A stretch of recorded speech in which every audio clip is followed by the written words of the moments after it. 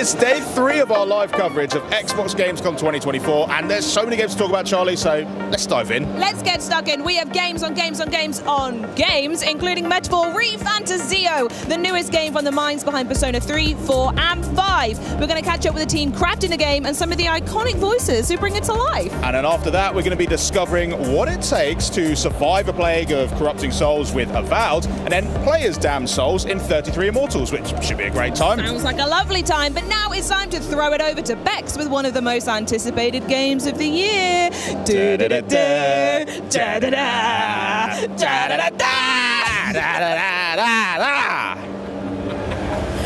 Well, if like us, you have been humming the Indiana Jones theme since this next game was announced, then you just might be as excited as I am right now. Here to reveal as much as I can possibly pry out of them about Indiana Jones and the Great Circle, please welcome Machine Games Design Director Jens Andersen and Creative Director Axel Torvenius. Hi guys, how are you? Hello, we're fine. Excited to be here. Yeah, I'm super excited to be here with you and talking about Indy. Shall we dive into it? Please. First question I want to ask you guys. Obviously, this film franchise is incredibly iconic.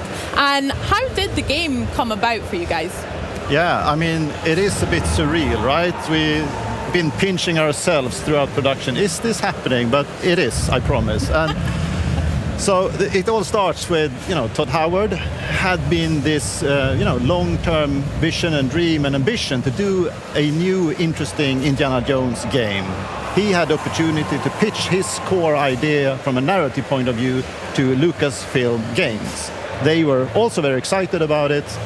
Then Todd took the project to Machine Games, checking in, I think you're a good fit as a studio to do this, and you can imagine the screams of joy within the halls of Machine Games as we were given the opportunity to work on it. So we are super thrilled. Super thrilled indeed. I mean, thinking about how big it is and how excited you guys are, the thrill of that must be quite a feat to work with and develop as well. So how is the game prioritizing all of Indiana Jones's adventure from the films into the game? It's really about putting you into the shoes of Indiana Jones, like allowing you to play out this fantasy. What would you do as Indiana Jones? And with that obviously comes the iconic whip, being able to solve mysteries, escape traps, and doing all these things that we know and love from this iconic hero. Absolutely. I mean, I probably wouldn't choose the right chalice, but hopefully everything else in the game I'll have correct. It'll be fine.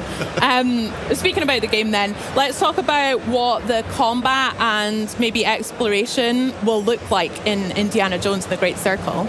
So it all comes back to the character, what could you do? So combat, compared to, we come from a background of working on Wolfenstein for a really long game, like big, double-wielding shotguns. This game is not that. This is much more adventure-focused game.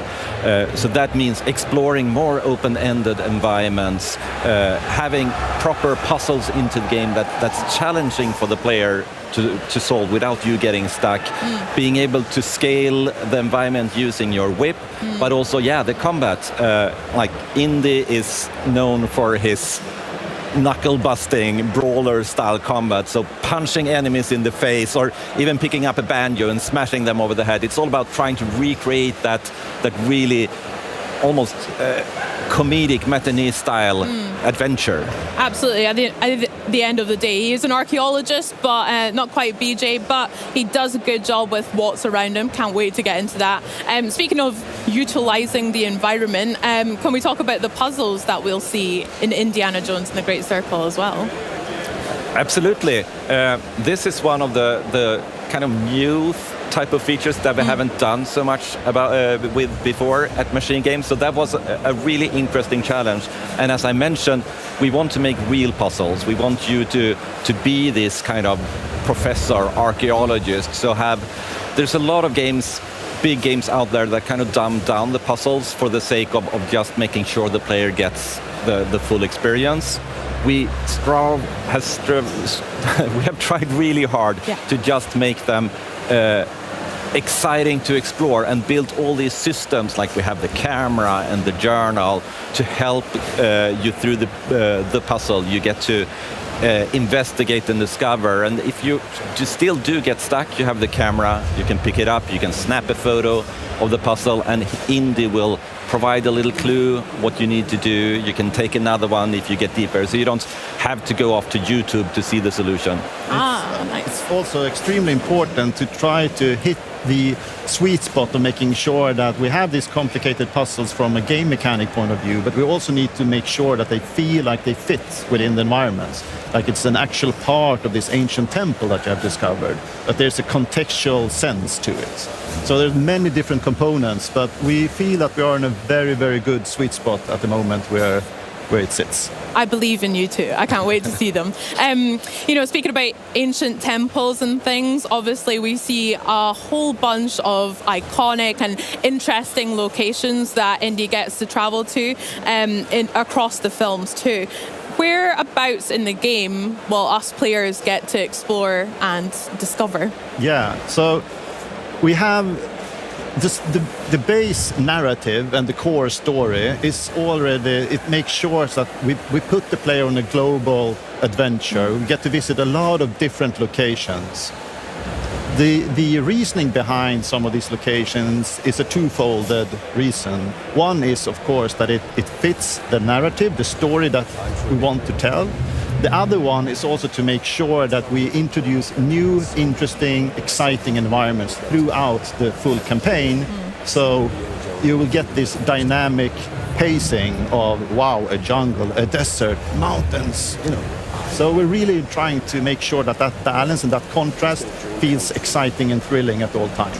Yeah, that sounds great. I mean, a lot of us, I'm sure, me especially, I'm very excited to get my hands on that whip and take that out for a spin. Is there anything you want to share just now about whip wielding and how that can be used within the game too? It's such an important feature. Like it's iconic for the character. So from day one, it's been incredibly important to get right, and we've had super talented engineers and animators working really hard to get the feeling of it feeling right. Like there's a mix of simulation, physical simulation in there. There's a mix of animation that takes over that allows you to do all these things that we want to do. You can attach it to things in the environment, pull them, use it to scale walls. It's also a combat tool, so really being able to use primarily as an entry point to combat is a very good use of the whip. You can use it to disarm someone, so you can turn around and then use it to pull an enemy into what we call clinch, so you can punch them. It's a very versatile tool, and getting that to feel right has taken a lot of work. We have the audio part of it. We actually super important. Yeah. It's such an iconic part of Indiana Jones' character. So the amount of work from broad spectrum within the team that's been working on it and working hard to make sure that it is where it is today, it's been not an easy task. We even brought in experts, like we went to visit the Swedish bullwhip champion and our audio team went there and rigged mics and everything so we could get the sound just right and see how it's actually being used. Oh gosh, that must have been quite the day. I love that. Can't wait for that part personally. So let's talk about what it was like working with Lucasfilm. Obviously, absolutely synonymous with Indiana Jones and a lot of amazing IPs. What can fans expect in terms of authenticity in your game? A lot. So speaking to the point of working together alongside with Lucasfilm Games has been extremely valuable and appreciated. We have been on a constant iterative basis with them, basically a weekly turn. We've been in contact with them they are the experts of the IP, they are the experts of the franchise. So seeking their guidance sometimes and making sure that we are on the right path has been invaluable and, you know, a really good experience. And speaking to what fans can expect, you know, there are two sides to that. For people that are fans of the franchise and fans of Indiana Jones, this is absolutely your fix. This is your Indiana Jones fix, right? But when it comes to, and it's a, you know, might sound weird, there are people out there that do not know who Indiana Jones is. We are capturing them also, because at the heart and at the core of Indiana Jones and the franchise is a fantastic world of deep narrative and a great adventure. So there is something for everyone in there. Amazing. I can't wait. That sounds so good. Well, guys, I would love to know if there are any parts of the film that you also emulate in the game, or if you could maybe share us a little bit of Easter eggs if you have any. Well, it wouldn't be a proper Easter egg if we spoiled it ahead of launch, so you have to play it for yourself. But as Axel said, there's a wealth of indie trivia and you know, lots of really cool things to discover in the game. So if you know type thing. You will not be disappointed if you're into that. Amazing. Well, guys, thank you so much for chatting with me today. Finally, last question. When can we get our hands on Indiana Jones and the Great Circle? December 9th. Okay, Christmas wish list sorted then. Very good and very nice. Jens, Axel, thank you so much. Enjoy the rest of your Gamescom. It's been such a pleasure chatting all things indie. I shall don my hat now as well. I think that's only right. And remember, you can pre-order your copy of Indiana Jones and the Great Circle ready for December 9th. Excitement has been building for this next RPG since it was announced back in 2016. Now, this brainchild of some of the minds behind the Persona series is nearly ready to launch. Enjoy this look at Metaphor Re-Fantasio.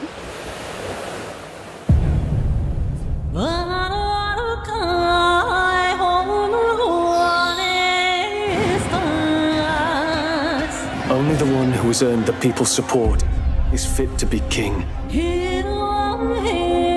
People may struggle to trust a king whose face they do not know. I want to protect this country and its people. The city of Rhylehaven. If you get rid of the culprit, I will appeal to the people of this town to support you.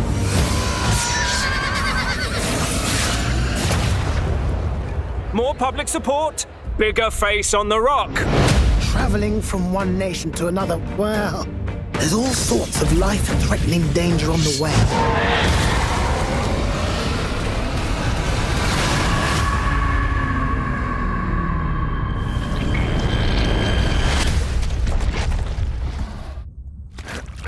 Can you smell it? There's change in the air.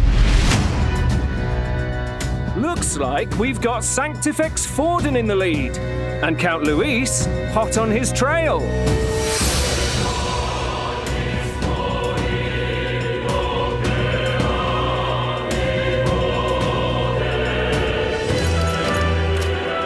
You dreamt of utopia. You saw the tribes united as one.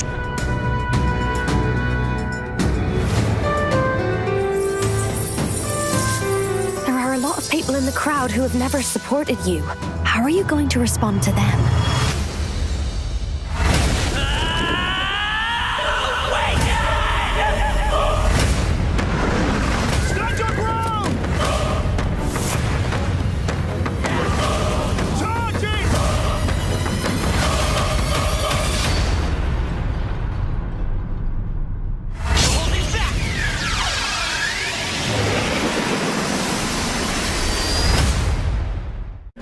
ゲームズコムにご来場の皆さん、こんにちは。メタファーリファンタジオディレクターの橋野桂です。本日はご参加いただきありがとうございます。ただいま2024年10月11日の世界同時リリースに向けて最終調整に挑んでおり、現地へ行くことができずとても残念です。今日は私からこれまで皆さんからいただいている応援コメントや感想とともに本作の魅力をいくつかご紹介させていただきます。まずは皆様にご注目いただいている本作のあらすじについてです。メタファーは本作の舞台であるユークロニア王国の王が殺されるところから物語が始まります。この世界では王族や権威のある人物が王になることが主流でしたが、突如国民から最も人気を得た人物が次の王になることができるという王選挙魔法が発動され、物語が大きく進んでいきます。現代風に言えば選挙のようなものでしょうか。主人公は王を目指し旅をします。いろいろな場所に赴き、さまざまな人々と出会い成長を重ねます。もちろん主人公以外にもさまざまな種族の人物が立候補します。一番人気になれば誰でも王になれるわけですから、とんでもない公約を掲げる人も出てきますし、ユニークな戦いや騒動が繰り広げられることになります。選挙をめぐる物語をぜひゲームの中で体験してみてください。次にユーザーの皆様からは、主人公が王を目指す道中で楽しめる旅体験への高い関心を寄せていただいています。今作はさまざまな経験や出会いが主人公の王の資質を成長させます。どんな行動も無駄にはならず、主人公の成長につながる、これは非常に重要なポイントです。凱旋車での移動の最中、仲間とチェスのようなゲームを楽しむこんな何気ない仲間との交流からも、主人公は王に一歩近づくことになります。また舞台であるユークロニア王国のさまざまなロケーションにも多くのご注目をいただいています。旅の道中で訪れる街や雄大な自然では多彩なアクティビティを体験することができます。モンスター退治のサブクエストはもちろん、ある街ではクリフダイビングを楽しむことも可能です。メインストーリーを進めると後から開放されるアクティビティもありますので、プレイヤーの皆さんはぜひいろいろな場所を巡っていただけると嬉しいです。それらゲームの中での選択一つ一つが仲間たちとの絆を育み、主人公の成長につながります。どのような日々を過ごすのかはプレイヤーの皆さん次第です。さまざまな楽しみ方ができるようこだわって作っていますので、ぜひ楽しみにお待ちいただけると幸いです。そして予約購入をしていただくと冒険をより楽しむための豪華な特典がゲットできますので、ぜひ事前予約をしてください。最後に本作の特徴を一つお話しします。メタファーでは会話中プレイヤーが選んだ選択肢を主人公がボイス付きで喋ります。これは私がこれまでに作ってきたペルソナ5などの作品よりもさらに主人公に個性を与えたかったためです。プレイしていくうちに親近感と愛着が増していただけるようこだわって作りました。ぜひ新たな主人公を愛していただけると大変嬉しく思います。それでは Xbox チームにお戻しします。ありがとうございました。We've just heard from the developers. Now let's meet some of the voices of Metaphor Refantasio. Joining me now are Kristen Atherton and Stuart Clark. Thanks so much for joining us here at Gamescom. How are you finding it so far? Oh, mate, it's been overwhelming in the best possible way. Like, I've never been to an event like this, which it's like gaming theme park. Yeah. Do you know what I mean? Like every area is themed. I'm looking at the World of Warcraft section now, and it's just like it looks like this themed attraction. People are queuing. They've got incredible rides. There's games. Like I just want to go out and explore. Like as soon as this is done, I just want to go and I want to find some cool things to go experience. I mean, you walk in for the first time and it's just, you almost want to just stand and take it in. It's just a spectacle. Yeah. And people walking around in costumes, you know, I want to stop every single person and go, you look incredible. Wait, you look incredible. It's such a wonderful atmosphere. We're having such a brilliant time. Yeah, it's one of the best things, just wandering around the booth, seeing all the games. But let's talk about your game, because both of you play some incredible characters, right, in the game. Stuart, do you want to start off with who you're playing and tell us about your character? I can totally start, yeah. Okay, so I play Leon Stroll, he is your first ally. He is your brother in arms, your ride or die, your main man, your special dude. I'm running out of ways to describe it, but he is like your first and foremost. Runs in very early. He is like a country noble who, basically, he's a man of the people. He's got this idealized version of what a noble should be, how a noble should act, how they should interact with the world, and it's an idealism that isn't always matched by the world that he exists within, and he butts up against that a lot. And I think it's so refreshing for him to find the protagonist and for them to share this kind of forged in fire experience early on, where they find that their ideals align and their motivations align, and he is able to join him as that first ally. Like his mouth gets ahead of him sometimes. Yeah. He's forthright. He will if he doesn't like you, he'll tell you. And if there's a grudge, he's going to keep that grudge. But if you're on the right side of him, he is your best friend. It sounds like everyone needs a stroll in their life. I think so. I think I agree. Kristen, what about your character? Well, if you need a stroll, you certainly need a Hulkenberg. Iselin Hulkenberg is, she was a knight originally, and she was the bodyguard of the royal family, the prince, and she sort of carries this extraordinary sense of honour and of her duty to the royal family. And when we meet her, she has this enormous wound because she was not able to protect the royal family in their hour of need. And so when we meet her, you get a feeling of she needs to redeem herself. You know, she needs to prove that she is the great knight, the great warrior, and she has your back. She is front and center. You want Hulkenberg to be fighting your corner. She takes herself very, very seriously. She's maybe not the person you want to play a practical joke on, because she will not get it. However, you do want to go to a bar with her and eat some weird food, because she likes her weird food. Weird? What kind of weird food are we talking about? I mean, I don't want to drop any spoilers, but basically... Huge spoilers. Huge spoilers. Oh yeah. Hulkenberg's cuisine. Yeah. I don't want to ruin her maybe one joke of the entire game, but yeah, she will eat what pretty much no one else will eat. That is fair enough. It's pretty much me at Gamescom. I was just going there going like, oh, what have we got? Like, going around the town. Yeah. But one of the hardest things I find when with any prep for building these characters is, what are you given beforehand? Are you shown like images? Are you kind of given extra details so that when you're going to build this character, what's the approach for you? That's a good question. Yeah, it is a good question.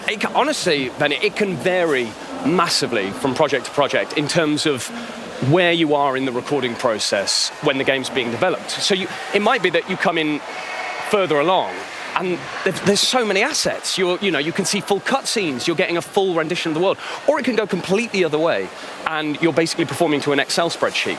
And everything is having to be conjured by your brain. I think with this one, it was sort of an in-betweeny stage where when we started the project, there was very little. There was like nothing to go on. I remember Scott, the localization director, was sort of describing these things, describing humans, human monsters. And I was like, okay, yeah, right, I get it. Do you get that? Yeah, yes, Stu, yeah, I get it. I didn't really get it. But then the assets start coming in, and you start seeing these animatics, these cutscenes. There we go, there's one. And you start to see the scale. You start to understand, like, oh, wow, this is not what I pictured. These are not traditional monsters. This is not a traditional fantasy world. It's when the assets did start coming in, and especially when we started dubbing cutscenes and stuff like that, then I started to go, oh, this is different. This is like a different experience, fantasy-wise, to anything that I've done before. A lot of the monsters, they're almost like Hieronymus Bosch kind of, creations. They look sort of beautiful and terrifying at the same time. I don't know about you, when I auditioned for Hulkenberg, I was given, this is what she looks like, and a lot of kind of descriptive, kind of characteristics. And very quickly, I look at that and go, well, I look nothing like that. So you have to really imagine, you have to pretend every time you're in the booth. One of my directions was, you've got a six-pack on, your armor is a six-pack. And, I'm a sweet little English rose, so stuff like that helps me massively. No, it must be a lot of fun, though, getting into those roles, because they're, like, as you said, such different characters to what you've done in the past. Yes, 100%. There are a couple of moments in the game that are huge battles, especially for a character like Hulkenberg, and I'm quite an extra performer. I like going big, and a lot of the directions that I kept being given was, Kristen, you're very good at fighting these battles. Things hurt less. Do less. There are a couple of moments, again, I don't want to spoil, big dramatic moments where I was screaming, and the performance directors are going, Kristen, less. You know, it's always said though, it's better to go less than be like, oh, more. Because 100%. Yeah, because that's what one of the things I've always seen is like, if you've got more, you can kind of like take that step back and kind of get what you are after. Yeah, good point. I didn't get any do less direction. So what I'm hearing is that Stroll feels every attack, and he feels it a lot. The Hulkenberg can like take it, and Stroll is like, oh gosh. Badass. Needs work.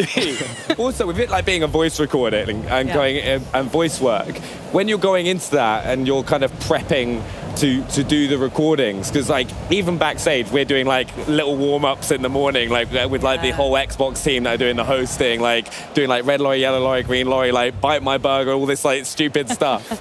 Right, is there anything particularly you were doing to get yourself into the like kind of like mindset before recording, or like any prep? Okay, less of a vocal exercise, but I tell you what I did do throughout the recording process was that the studio was a little bit outside of London, so I always had a train journey to go. And I played through the entire of Xenoblade Chronicles 3 on my Switch because it just got me in that kind of RPG mindset of like listening to other voice actors, enjoying what they're doing, feeling inspired, and getting me in that zone. So that was kind of my prep. It was more of a mental prep of just like getting you into the world of like fantasy, JRPG, that kind of thing. I found that actually really, really helped me. Yeah. No, I like to listen to computer game soundtracks when I'm on my way. You know, it's very tempting. You're walking around, you know, South London, and you hear this epic music in your ears, and you're like, I am a warrior.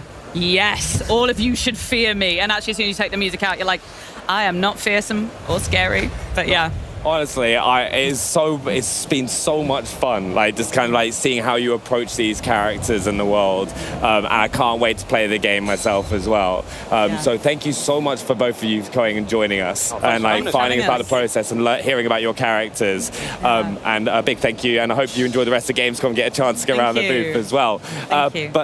So remember as well, the epic story of Metaphor ReFantazio unfolds when the game launches October 11th. So check out the pre-order and get ready for the adventure. But coming up, the team from 33 Immortals stopped by to help us join the rebellion in this unique 33-player co-op. And later, we give you the ultimate booth experience with an Avowed demo only seen here at Gamescom. And remember, Avowed will be available on Game Pass day one. So get ready, and a great way to get ready is to take advantage of an offer from Xbox Game Pass. Get new games on day one like Call of Duty Black Ops 6 on October 25th. Play some of the biggest games of the year and also unlock partner benefits from Riot Games and EA Play. And if you're not already a Game Pass member, you can join right now and get your first month of PC Game Pass for $1 or €1. This offer won't last long, so act now. But also, now we turn to a nutty puzzle platformer that trades acorns for ammunition. Welcome to the wild world of Squirrel with a Gun. My name is Dan D'Entremont, game director for Squirrel with a Gun, the game where you play as the neighborhood's most obnoxious rodent, committing crimes and causing mayhem in pursuit of golden acorns. And I'm so excited to share a bit about what makes this nutty sandbox shooter and puzzle platformer so special. The core of Squirrel with a Gun is in its nutty sandbox gameplay. We had to make sure the gameplay was as crazy as the concept. You play as an unhinged animal as it wreaks havoc on the world around you as you explore and complete hidden objectives. You can be a nice squirrel and ask for snacks and pose for photos. You might get some rewards for wholesome interactions, like helping a bride find her missing groom, shooting some hoops, going on a little water adventure, and heading to the skate park to show off some tricks. But you can also choose to be a nuisance, pestering the community, like running them over with your little RC car, giving someone a shave riding the drone, doing a showdown with Wild Will the cowboy. There are so many different ways you can interact with people in this game, and a lot of hidden side quests to complete with the NPCs in exchange for the highly desirable golden acorns. Regular acorns and the rare golden acorns are used as currency to unlock new weapons or other interactable items, like your RC car. This game also has a lot of clever puzzle platforming. Not only do you jump and climb around like a normal squirrel would, but because this squirrel is often equipped for combat, you can use a gun's recoil to boost its jumps. This feature is utilized in various ways based on which gun you are holding, and sometimes you need a specific weapon to help you navigate a puzzle. For example, you wouldn't be able to get the acorn on top of this roof without a shotgun to blast you up there. We had a lot of fun making each puzzle super unique. There's a minefield that you have to sneak through to get the rewards on the other side.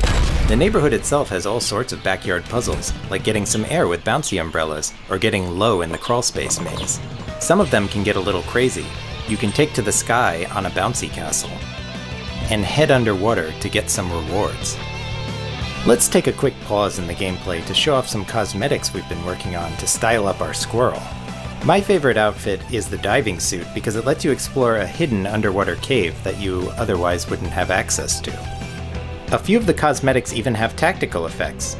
Wearing a bomb suit will reduce explosive damage, and the sparkler hat can light propane tanks on fire. And of course, you can't have a squirrel with a gun without the gun. There's 7 different weapons to unlock in the game, each with its own unique takedown and jump boost. You can learn more about them by watching our previous Arsenal trailer. Each one is a blast. I hope you learned a little something about how squirrels can wield weapons and cause chaos, and I can't wait for all of you to get your paws on this passion project of ours.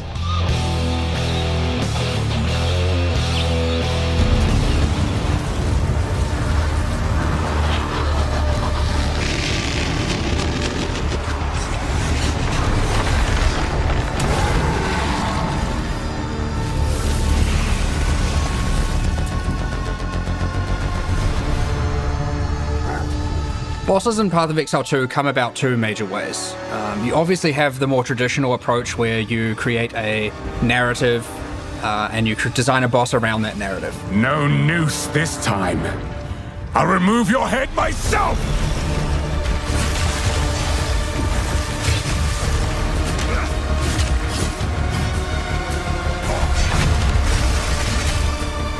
The second way, which I think is something that can be very unique and create some of the more interesting encounters, is letting the creative genius of our artists do what they need to do.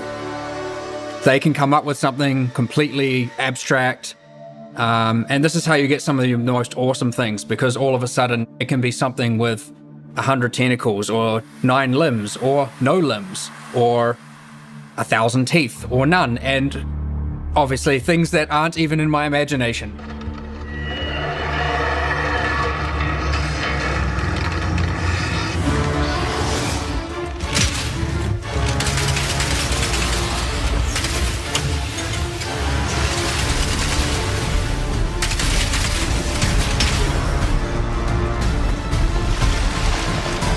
Well, a boss in Path of Exile 2 ultimately is the culmination of decades of experience, making hundreds, if not thousands of bosses in its predecessor, taking all that knowledge together, and puts it in a package that delivers the best of what could possibly be of boss encounters in an action RPG environment with bosses that are utilizing Souls-like mechanics.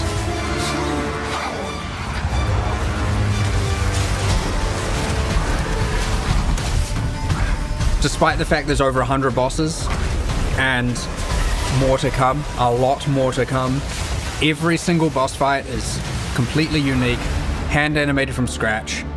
It is designed from scratch, it is balanced from scratch, and it doesn't reuse a single asset in our library or anything like that.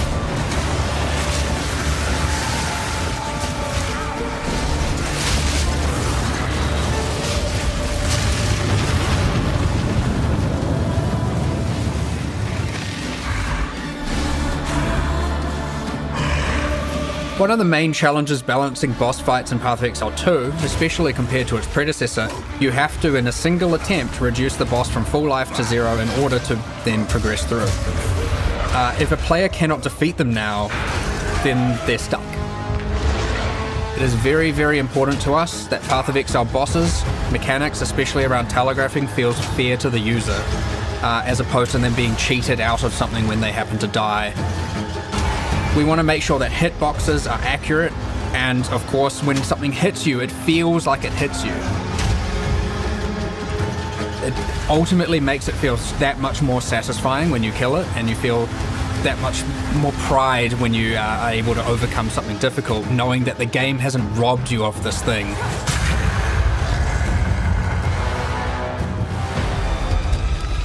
the end of the day, you want to see that healthy balance where some people are struggling, and you want to see that moment, that second-hand moment where someone overcomes that challenge and is so happy for doing so.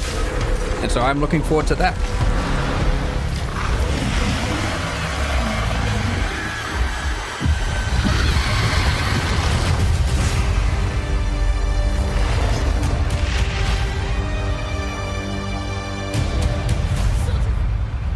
Experience, we have been giving away prizes all week, and now it's time once again for one of you lovely lot to win something truly awesome. If that sounds like music to your ears, then head over to twitch.tv/Xbox for your chance to win the Riffmaster wireless guitar. It's so perfect to play music like a true rock star in Fortnite Festival, and of course it's compatible on Fortnite Festival across Xbox Series X and Xbox Series S consoles. Now head to chat and rock on.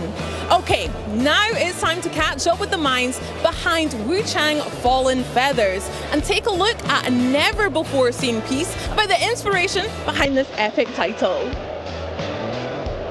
大家好，我是林者科技的创始人之一，也是明末冤虚之语的制作人夏世元。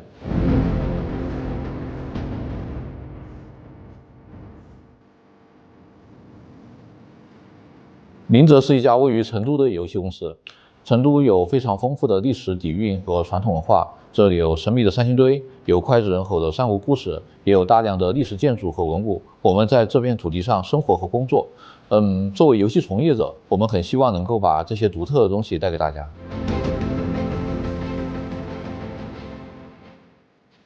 游戏的故事背景设定在明朝末年的1647年，张献忠刚死，川蜀地区正迎来它最黑暗的时期。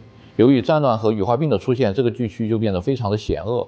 我们为羽化病撰写了属于它自己的架空历史，从蜀王杜宇时代起，经历了汉唐、宋末以至明末。每逢战乱的时候，羽化病就会出现。我们把这些信息分散到了游戏的只言片语当中，以及游戏的场景叙事当中，力求拉近这个架空世界和玩家之间的距离。而无常作为主角，他需要在这些传说中寻找复活妹妹的线索，而在这个过程当中，玩家和主角都会逐渐去接近整个事情的真相。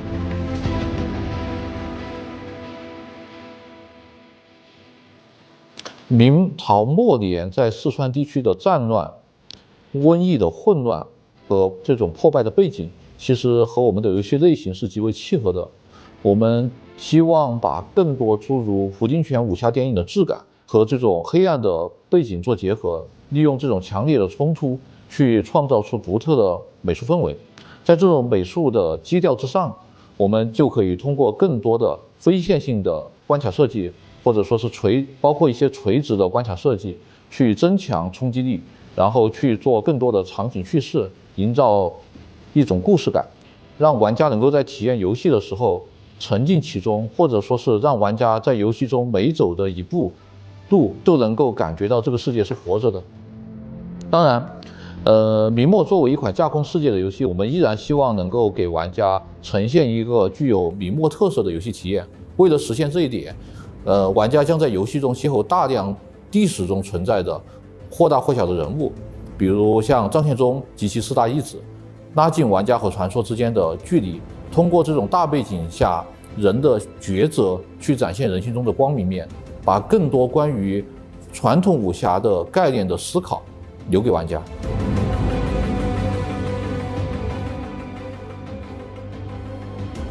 游戏开始的时候，其实给玩家提供了一个容错率非常高的区域，允许玩家慢慢的熟悉游戏当中的一些独特的机制。玩家会跟随无常的视角，发现自己回到了阔别已久的故乡。玩家需要帮助无常去寻找失去的记忆，与游戏中遇到的各种各样的角色进行对话互动。但是在前期，玩家可能不会意识到，前期的每一个抉择其实都是非常关键的。游戏前期其实，为接下来的旅程制造了大量的悬念和铺垫。我们相信这会勾起玩家的好奇心。随着游戏剧情的深入，特别是到了游戏的后期，玩家会产生一种恍然大悟的感觉。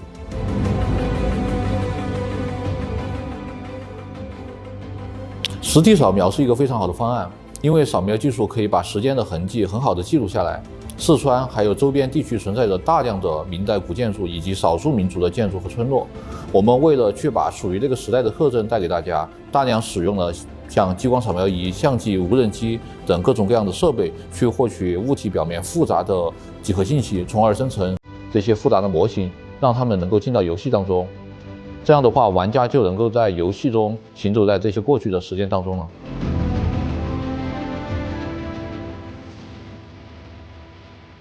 战斗方面，我们为了做出一些自己的东西，从电影和传统武术中吸取了大量的灵感，设计了很多武器和流派机制，让游戏的核心战斗在不偏离本味的基础之上，能够更加的具有动作性和策略性。比如我们的双刀就借鉴了武侠电影，双刀的部分招式在和对方拼刀的过程当中，能够偏斜对方大部分的伤害，并且造成伤害。但是如果这个时候玩家的体质太弱，那么则无法续航。所以说这个时候一般会选择一些踢技作为组合，去弥补核心机制的不足，进而这种不同的搭配就会造成玩家各种各样的 build。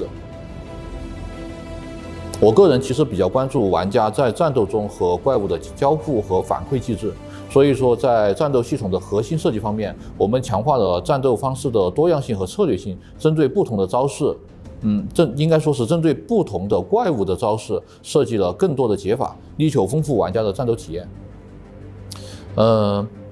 武术指导在参与项目的过程中，会根据游戏的动作去进行包装，然后最终确保效果是符合预期的。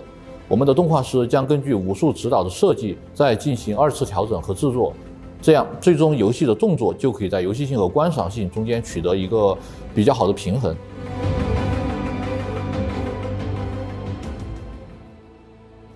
当然，首先很高兴能够时隔数年再和广大玩家见面。这个宣传片的主题其实是说从人堕落成怪物。这个主题更多是希望表达游戏中的一个主旨，就是一切的力量都是等价交换，玩家也会随着无常的旅程，看到游戏中大大小小的人物为了自己的执念染指了未知的力量，造成了非常可怕的后果。然后宣传片中出现的 BOSS 其实和无常是有血缘关系的。游戏中家庭的这个主题也将在这个人物的剧情中得到体现。随着距离我们2025年的发售日越来越近，我们还会陆续给大家带来更多的内容。感谢大家的关注和支持，我们会和505 Games 一道紧密合作，尽快把更多的内容带给大家。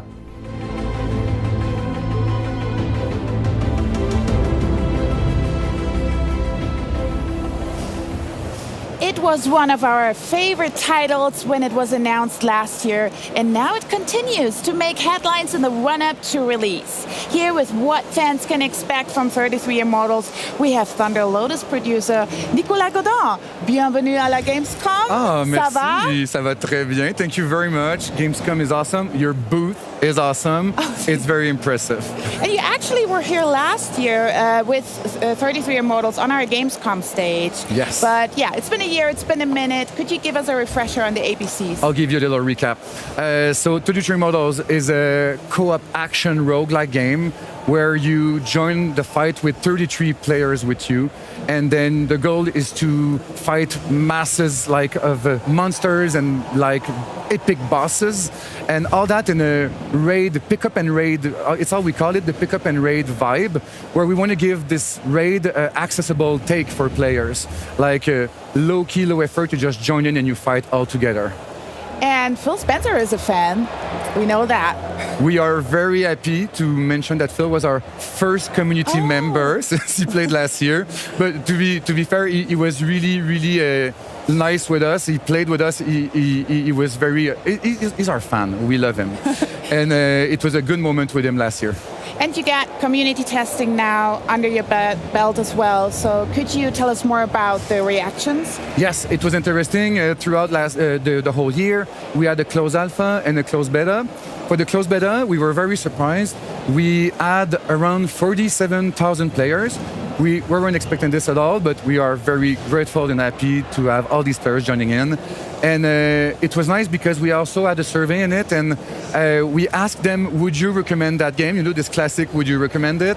And we were very happy to hear that 94% of them would recommend it. So for us, it was clearly a big success. Congratulations on that. Thank you. And those community testings can be very revealing. So what did you learn about that for your game, and how does your team evolve things before release? Yeah, indeed, we learned a lot. First of all, we confirmed that our core game mechanic is working very well. The fact of playing with 32 players as a big group in the world, in boss fight, it was a good success. People appreciated all the co-op mechanics. The boss fight, again, they were very appreciated. And also, it's something very TLG-like. It's that we know we have gorgeous art, like gorgeous animation, gorgeous art everywhere. It's really our like tagline when you talk about Thunder Lotus, and we respect that and people appreciate that. It was very good. On the other end, we also had tons of feedback, and that was good because we needed feedback, obviously. And we know that we have to still work on the combat. The combat is such a big thing in our game. We want to make it more snappy. We're also going to work on some like tutorials at the beginning to make it more clear for players. We want to work also again on some communication features we have in game. We'll pimp them up to make sure that people have all the tools to communicate with each other very easily. And the last of it is also all about the difficulty. We want to make sure that every player will be able to jump in and enjoy the game with the right difficulty level. Right now, it was a bit too difficult. So yes, and especially raids can be very difficult. They can be very demanding, sometimes elite. And do you have a different approach on that in the game? But you said it exactly. Like raids in games, people will have the conception that you really have to dedicate yourself. You have to take time. You have to grind and like make your character more powerful. Have a group that will show up at the same time. We want to take another vibe at this. We want to make sure that people can just open the console, go in our Darkwoods hub, equip a weapon, equip beautiful capes and ornaments because that's important. And then just jump in. And the second you're in the world, you are with 32 other players and you play together. This is really our take on the pickup and raid, and we wanted to make sure that the game will be easy to access, but yet still be challenging. And this is our biggest challenge, I would say, because it's easy to make just a game that is very easy, but it still has to be fun, challenging to the player. So this is really our focus in the past few months, where we want to make sure that our game will be perfectly balanced for this, yet very accessible. I love that. Accessibility is so important. But I remember you talked about the tutorials. Did anybody beat the tutorials, actually? Funny moment. So we know that at tutorials, we have this kind of torture chamber where you have to die. We want you to die to just stop this and go to it's like you can keep going. But someone was able to just survive the whole thing. And it was very impressive to see this. Some people are very dedicated, and props to these players because we love them a lot. But he did manage to die at some point, I guess, otherwise he wouldn't keep going in the game, but that's it. We have very dedicated players for this, and he made it. I love that story. So he made the impossible possible. Every player will always show us that everything is possible. But you also got something new coming up, a new realm. Can you tell us more about that? Yes, exact. So in the closed beta, we introduced a new world, which is about Purgatorio. So right now, just as a little reminder, when you join the game, you start in Inferno. This is where you'll play with 32 players. And then when you join Purgatorio, it's a smaller zone, so it's 22 players, and it's going to be it's going to be way much more rough. It's more challenging and demanding. In terms of the area, it looks very different. There's a lot of like ashes everywhere. It's clearly another mood. A lot of like monastery and like abandoned places everywhere. But the biggest thing about Purgatorio is the fact that the monsters are all different. In Inferno, we have a roster of monster with variation. In Purgatorio, we have a whole different monster-like roster. And what's cool with them is that we introduce more co-op mechanic between them. So we have monsters that are able to heal each other. So they can be a pain sometimes in some fights. They have some that can slow players down. They have some that can make other monsters invulnerable for a short time.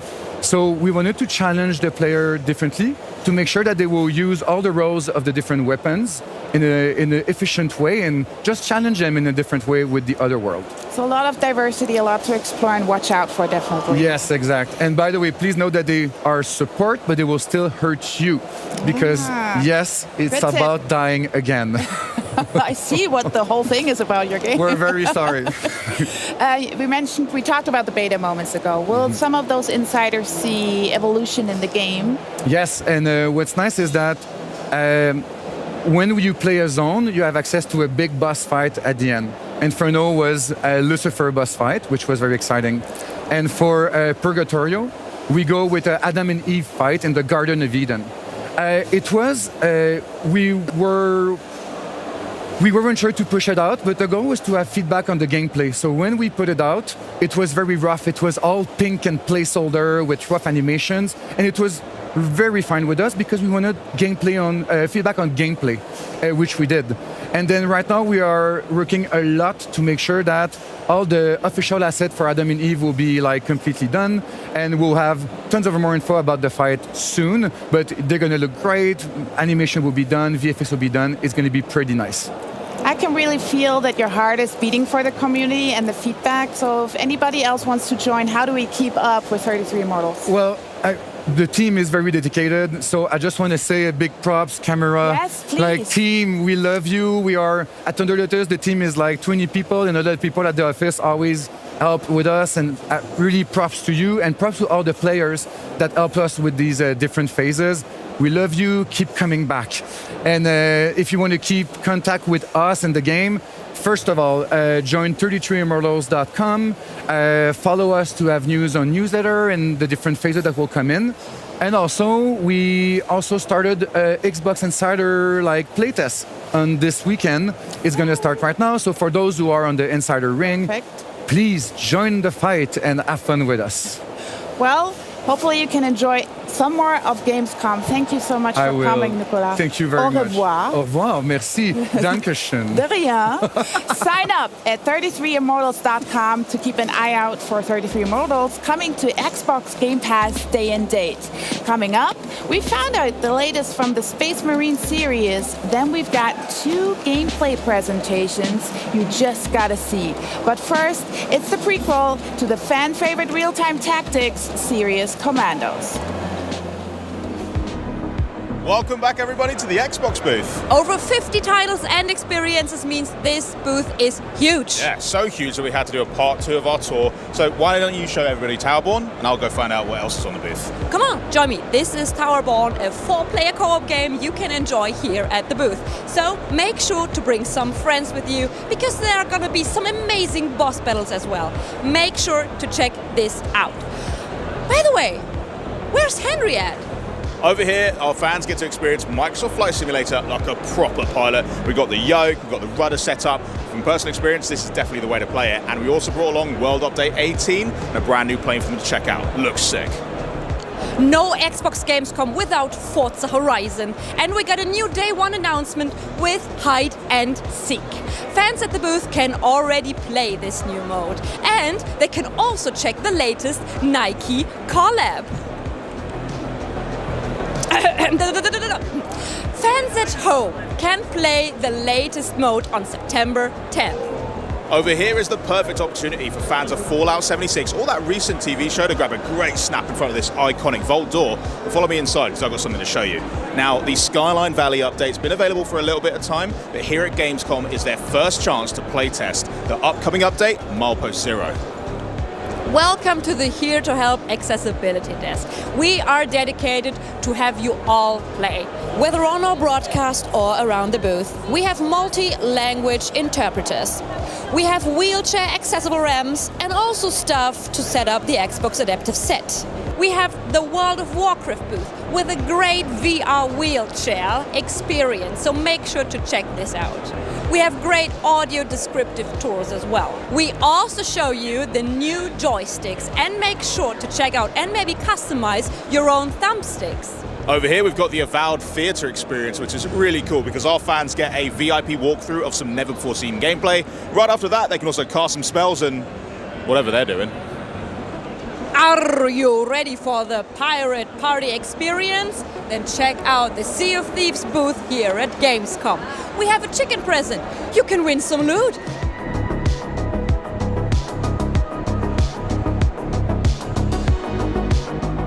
Can you imagine to control an ever-evolving nation? Then Ara History Untold is your game. Fans can choose between different historical figures. You can build and explore, but choose wisely, because this world is yours now. Understandably, this next section is so popular, I couldn't even get too close to it. We've got the first Starfield expansion, Shattered Space, right next to the first Indiana Jones game since 2011, all wrapped up into one beautiful theatre experience for our fans to see. There's a lot for them to check out behind those walls. Xbox is all about the fans, and at this community hub you can get up close and personal with your favorite games and even some of the voices of your favorite characters. So make sure to check the schedule, enjoy and have fun at the booth. And no Gamescom would be complete without some swag, and our gear shop has got everything you could ever want across so many of our different franchises. We've got stuff for Fallout, Diablo, World of Warcraft, Call of Duty. I'm going to go fill my bags up, and we'll just see what the rest of the show has in store for us.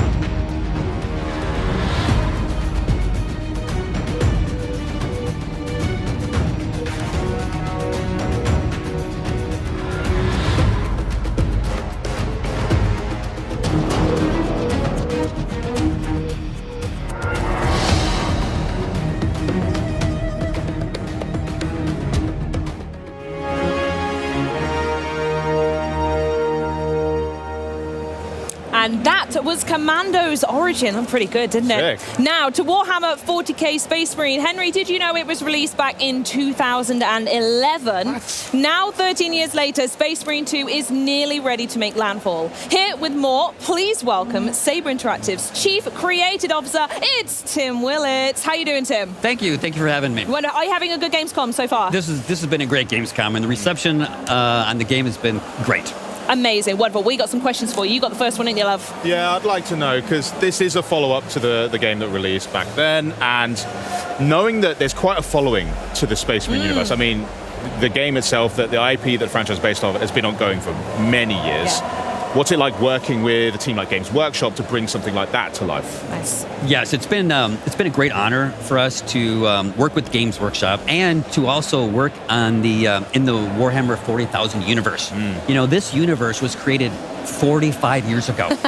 and the influence that it has had on video games that we've played for decades, I don't think many people realize.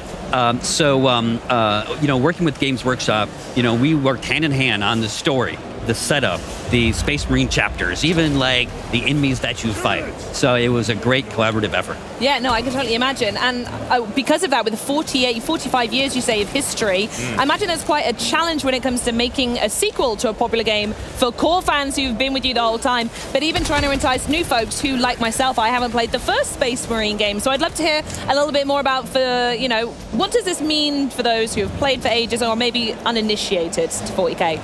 Yes, that's a great question. It was definitely a challenge to create a game that both respected the franchise, respected the fans, but also was approachable enough for people to play it. Now, I know you said you haven't played Space Marine 1. Please don't hurt me, Tim. I'll get round to it. That is totally fine. Yes.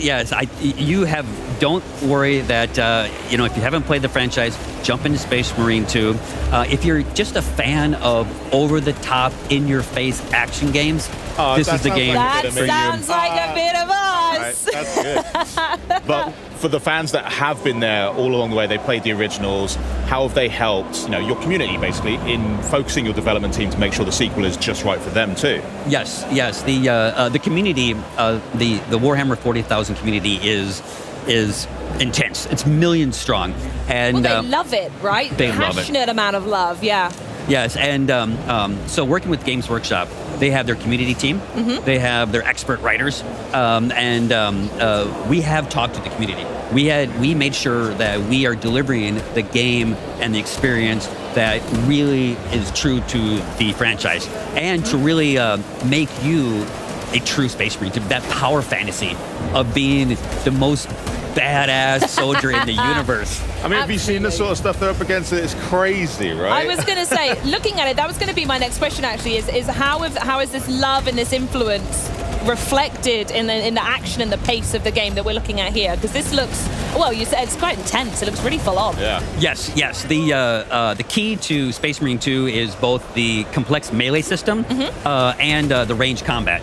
One of the things that you will see is, Titus has to use everything in his arsenal, from blocks to hits to dodges to grabs to glory kills. Nice. It's really a very visceral, intense, and in your face. Yeah, absolutely. It looks so good. So do all of them have different kind of that up-close melee ability that we just saw as well? I know there are multiple folks you can play. Yes. Yeah. So one of the great things about the game is we have a campaign where you play as Titus, and he has two squad mates whom the computer can play them, or your buddies can play with you. Oh, fun, okay. Yes. And then we have a PvE campaign where you can play as your own Space Marine. Ooh. And you can customize your Space Marine, you can be the chapter that you want, you can upgrade. That's great. And then that also leads to PvP. So you can go head-to-head with other humans playing as Space Marines. Oh, that sounds good. Absolutely. That's super. a bit of us. I like that. And there's the range stuff that we're seeing here now, yeah. This is the thing, the action is very intense, and at times the number of enemies can get quite overwhelming as well. It's not just about the fact that you're dealing with someone far away, maybe someone up close, because I can deal with one dude. Yeah. I'm fine with that. He's fine with that. Tell me about the for sure. sort of technology you've had to develop to allow for there to be so much going on the screen at once. Yes, so the key critical component of this experience. That was sick. Yes, by the way. that is Are you an awesome kidding? glory We kill. just need to quickly go, nice job, Tim. Like that, Tim. Yes. So the Swarm engine. The Swarm engine was developed by Saber Interactive in World War Z, and that has been developed, and now we're in Swarm Engine 2, where we can bring massive amounts of Tyranids, never seen before, and they just come at you and they break apart. And every one of those Tyranids, based on our new AI director, starts thinking, and they're thinking about killing you.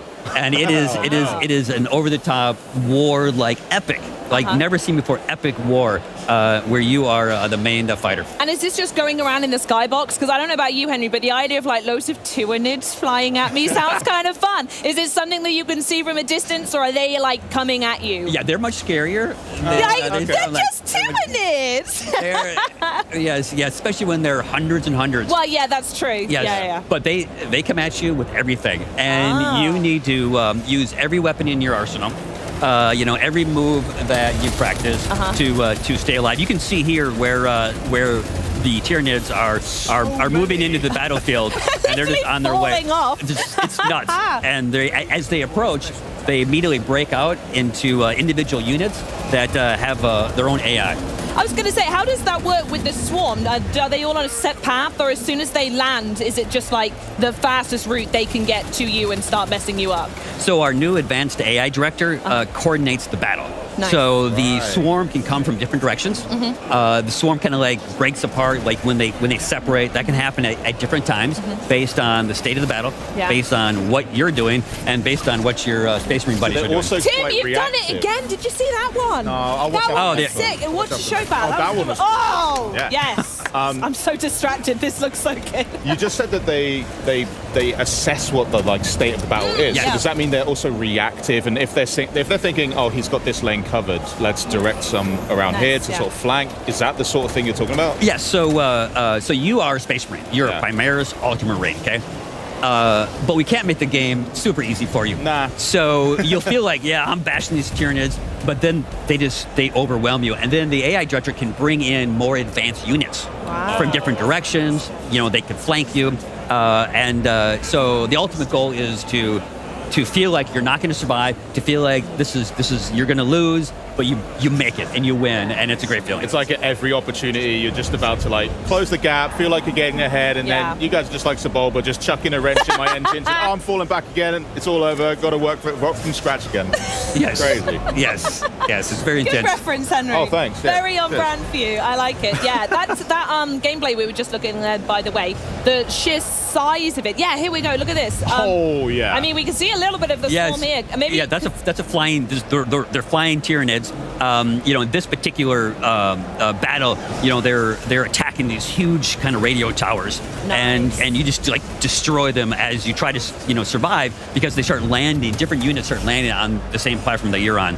And as you can see, there's lots of ways that you can go about killing bad guys. Yeah, not for you, mate. So it's not just mindless violence. There is also quite a lot of objectives, mechanics to be following as well. Strategy, Yes. So if you played the first one, and I know you haven't, that's okay. This is homework to do. I understand. This is our melee system is much more advanced. It's much deeper, and our range combat system is also much more advanced. So I like to call it the dance of death, where you have your melee, your blocks, your reactions, your critical hits, and then you can also pull up your ranged weapons, take out enemies from a distance, and you really need to learn how to use the tools in your arsenal of death to win the battle. And it's not just the people right in front of you. I know we're taking things off the chain here, the Tyranids, but the chain's integrity in the top right corner. So I'm clearly guessing that if you let that get to zero... Yes. Mission over for you. Right. Yeah. Yes, definitely. Absolutely. Were there any other technical developments that really plussed up Space Marine 2, by the way? This is our own technology. Nice. And when you build the technology for a game, you can make it awesome. We talked about the swarm. We talked about the AI director. It's crossplay. No. Yes. I love that. So you can beat up your buddies. I will. will. You're first, by the way. Yeah, I can tell. Yes, and then you can play solo, you can play PvE, and there's a full-fledged PvP mode as well. So it's a very dense game. It's as dense as a Space Marine. Oh, I love it. So give us some more juicy information. When can we actually get our hands on it? So Space Marine 2 comes out September 9th. If you pre-order it now, you can play it early. It's right around the corner. Wow. We're testing the servers, making sure that the infrastructure can survive the Tyranid horde that's coming. We feel good. The reactions to the gamers here playing it is great. We're excited, and we want to get it out the door. Amazing. Thank you, Tim. It sounds like you're super busy. We'll let you get back to work on getting on the horde. Thanks for stopping by. Run out of time, Tim. Crack on, bud. Yeah, we're looking forward to it, though. I'm definitely playing. Yeah, for 100%. sure. Well, coming up, though, our friends at Xbox Game Studios show us how nations are made in Ara History Untold. And then we're going to catch up with the team from Obsidian Entertainment to give you guys, an exclusive gameplay presentation direct from the Avowed Theatre here at Gamescom. But first up, it's what First Descendant fans have been looking forward to all year long. It's Invasion's right around the corner, and we also got a look at what you can expect. And we also just learned, by the way, Charlie, that the newest Descendant, Haley's character trailer, will be revealed before the update goes live August 29th. So stay tuned for that. But in the meantime, have a look at this. Turn the ship around. We're putting back. We managed to fend off our enemy's large-scale attack, but the war is far from over. The Colossus still threatens us, and our enemies are plotting new strategies. Can Ingress ever find true peace? Has Corel really given up on the war? After Corel's fleet disappeared, the Vulgus began moving from deep within the dungeon to raid the Ancestors' facilities in Ingress and reclaim the outpost. Detecting this, Ingress immediately dispatched a scout. That scout's name is Haley. Haley, who rose from a supply soldier in the guerrilla unit to a legendary sniper, is now a newcomer in the Descendant Corps. Ruthlessly eliminating enemies with her anti-material sniper rifle, she dominates battles with her ability to drop her body temperature and emit cold air when her emotions run high. When shooting from a distance, her weapon's critical hit multiplier increases, making her an excellent fit for sniper rifles. She possesses sub-zero bullets that fire multiple shots in an instant, and a storm snare that pushes back and rapidly cools down enemies in front.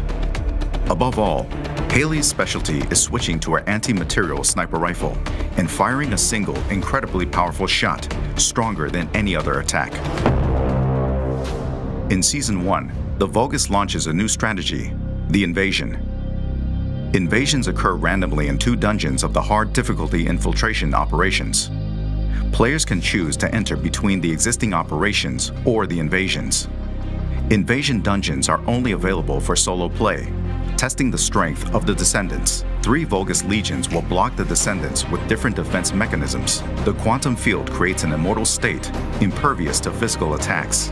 The Resonance Shatterers cause massive explosions with the energies of RK and the Iron Heart. The Keeper Tile encryption device maintains a powerful security system.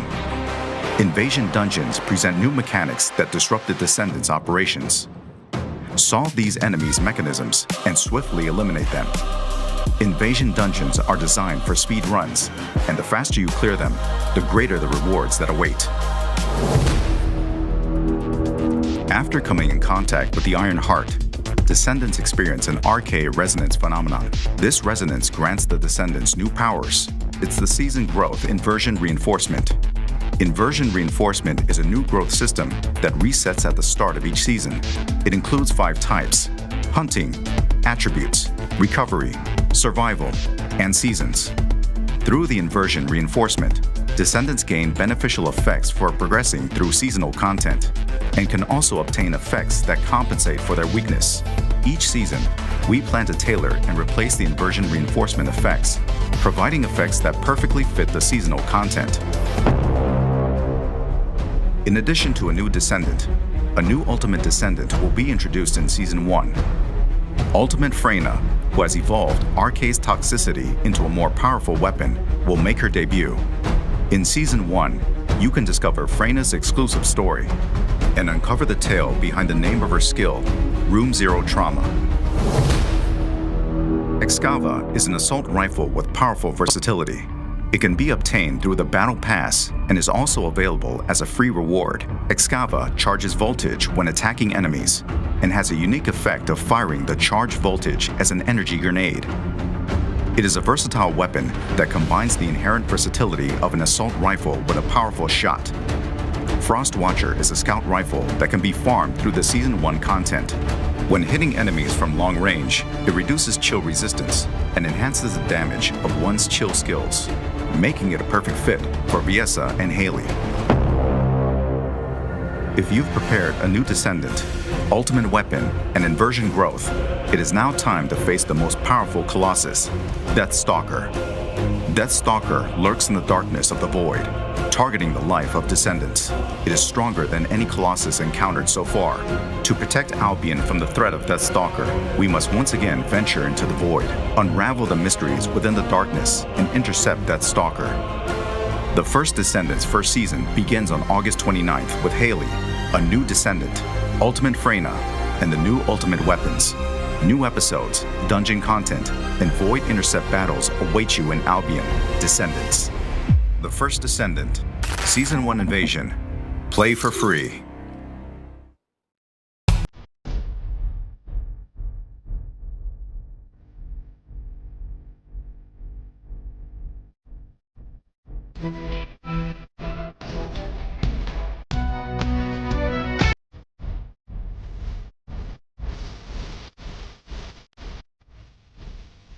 Hi, I'm Carrie Patel here at the Avowed booth at Gamescom. We're so excited to introduce you to the Dawn Treader quest and dungeon. And in just a moment, you'll get a walkthrough from senior narrative designer Kate Dollarhide, who's also the writer for this quest, and our community support manager, Chris Stanek. Don't forget to wishlist Avowed on Xbox and Steam, and look out for our release on February 18th. Thank you for joining us, and welcome to the world of Aora. Hi, I'm Kate Dollarhide. I'm a narrative designer at Obsidian Entertainment. Hi, I'm Chris Stanek, the community support manager here at Obsidian Entertainment. We're so excited to show you Avowed. I'm going to be walking us through the dungeon. I'm going to be playing the game. So let's get into it. Let's jump in. All right, so the Envoy finds themselves in a dungeon in the first region of the game called Dawnshore. They're searching for an Adherent expedition team that's gone missing. The expedition team was here looking for a holy relic that is supposedly in the keeping of the Oracle of Aethys, a man named Sargamus. And the expedition team hasn't shown up for the last few days, so let's check in with Sargamus and see if he knows what happened to them. I'm sure he knew something. Maybe. Maybe. It has been too long. I had feared I was the last of us, but you... Oh, the very sight of you is a balm for the soul. I am the Oracle Sargamus, servant of the once shining god, he whose light has lately dimmed. What brings you to this sacred space? So you can see at the top here we have an Arcane Scholar background check. That was selected at character creation. When you play the game, you'll have an option of 5 background checks to choose from. We chose Arcane Scholar because we're playing a wizard and it just felt right. But let's check the lore, tooltips, and conversation review feature. All right. Chris, if you wouldn't mind. Of course. Thank you. All right, so on the left here we have the conversation history feature. This is going to allow us to scroll back through conversations we've already been through and just, check on anything we might have missed that we wanted to confirm. And you'll notice here that the words Once Shining God have been highlighted. This is our lore tooltip feature. Once Shining God is a reference to the god Aethys, the god of redemption, light, rebirth. He's also Sargamus's god. So here on the left side of the screen, we have a short paragraph about who Aethys is, his context, and a menu where you can select different lore tooltips.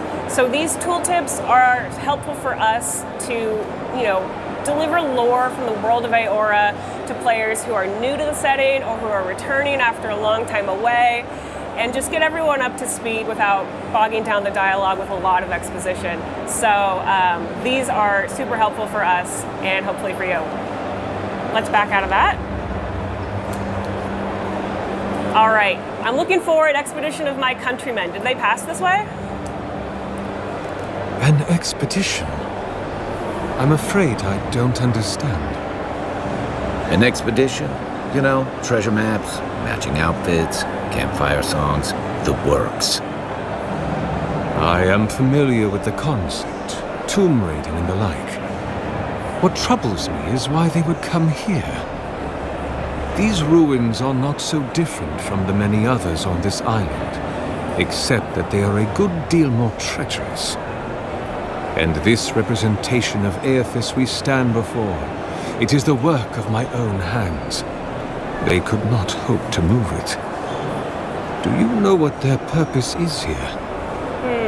Let's select option 2. They were searching for a relic you're rumored to keep here. Ah, the splinter of Aethys. I suppose it was too much to hope they were here to examine these exquisite ruins. Truly, it is their loss. Where do you keep the relic? I might find them there.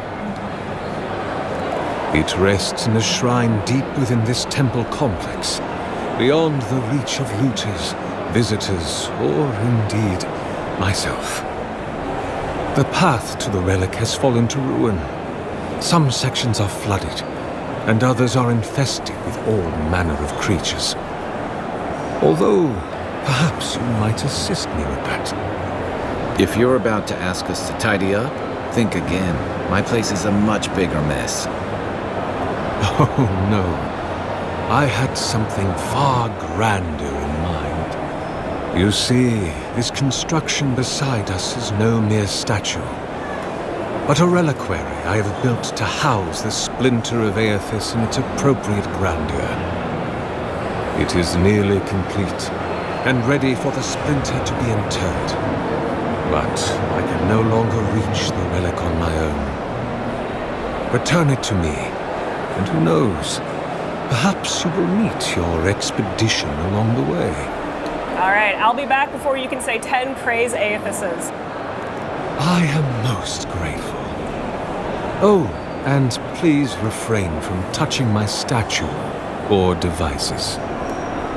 May light illuminate your path, cousin. All right, so Sargon has had quite a lot to say there, but essentially he was saying that he didn't see the expedition team that we're looking for, but if they're looking for the relic, that might be where they are. And it just so happens that he also needs this relic to complete his statue here. His beautiful statue. He worked really, really hard on it. He has. He's put a lot of stuff on that. It's like when my son makes things out of popsicles. It is giving Lego. So you made me lose my train of thought. You're demonic. So it looks like our quest marker is pointing us to an area down below us, but I see that Chris wants to explore a little bit. So let's look at these breakable boards. It's got a sword symbol there. Can we get the sword out? Yeah. Leave those be.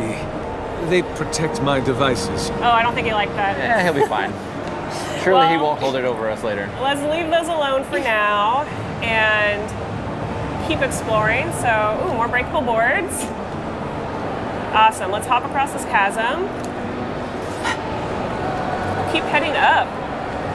So we have designed Avowed with a lot of vertical space in mind to make use of our parkour system. So it always pays when you're exploring. So have a look around and always look up. You never know what you'll find. Like this chest. Ooh, we've got an accessory and some crafting materials. Let's open up the inventory screen, take a look at that. So that's going to be Night Mistress's favor. This is going to give us additional essence for standing next to our companions.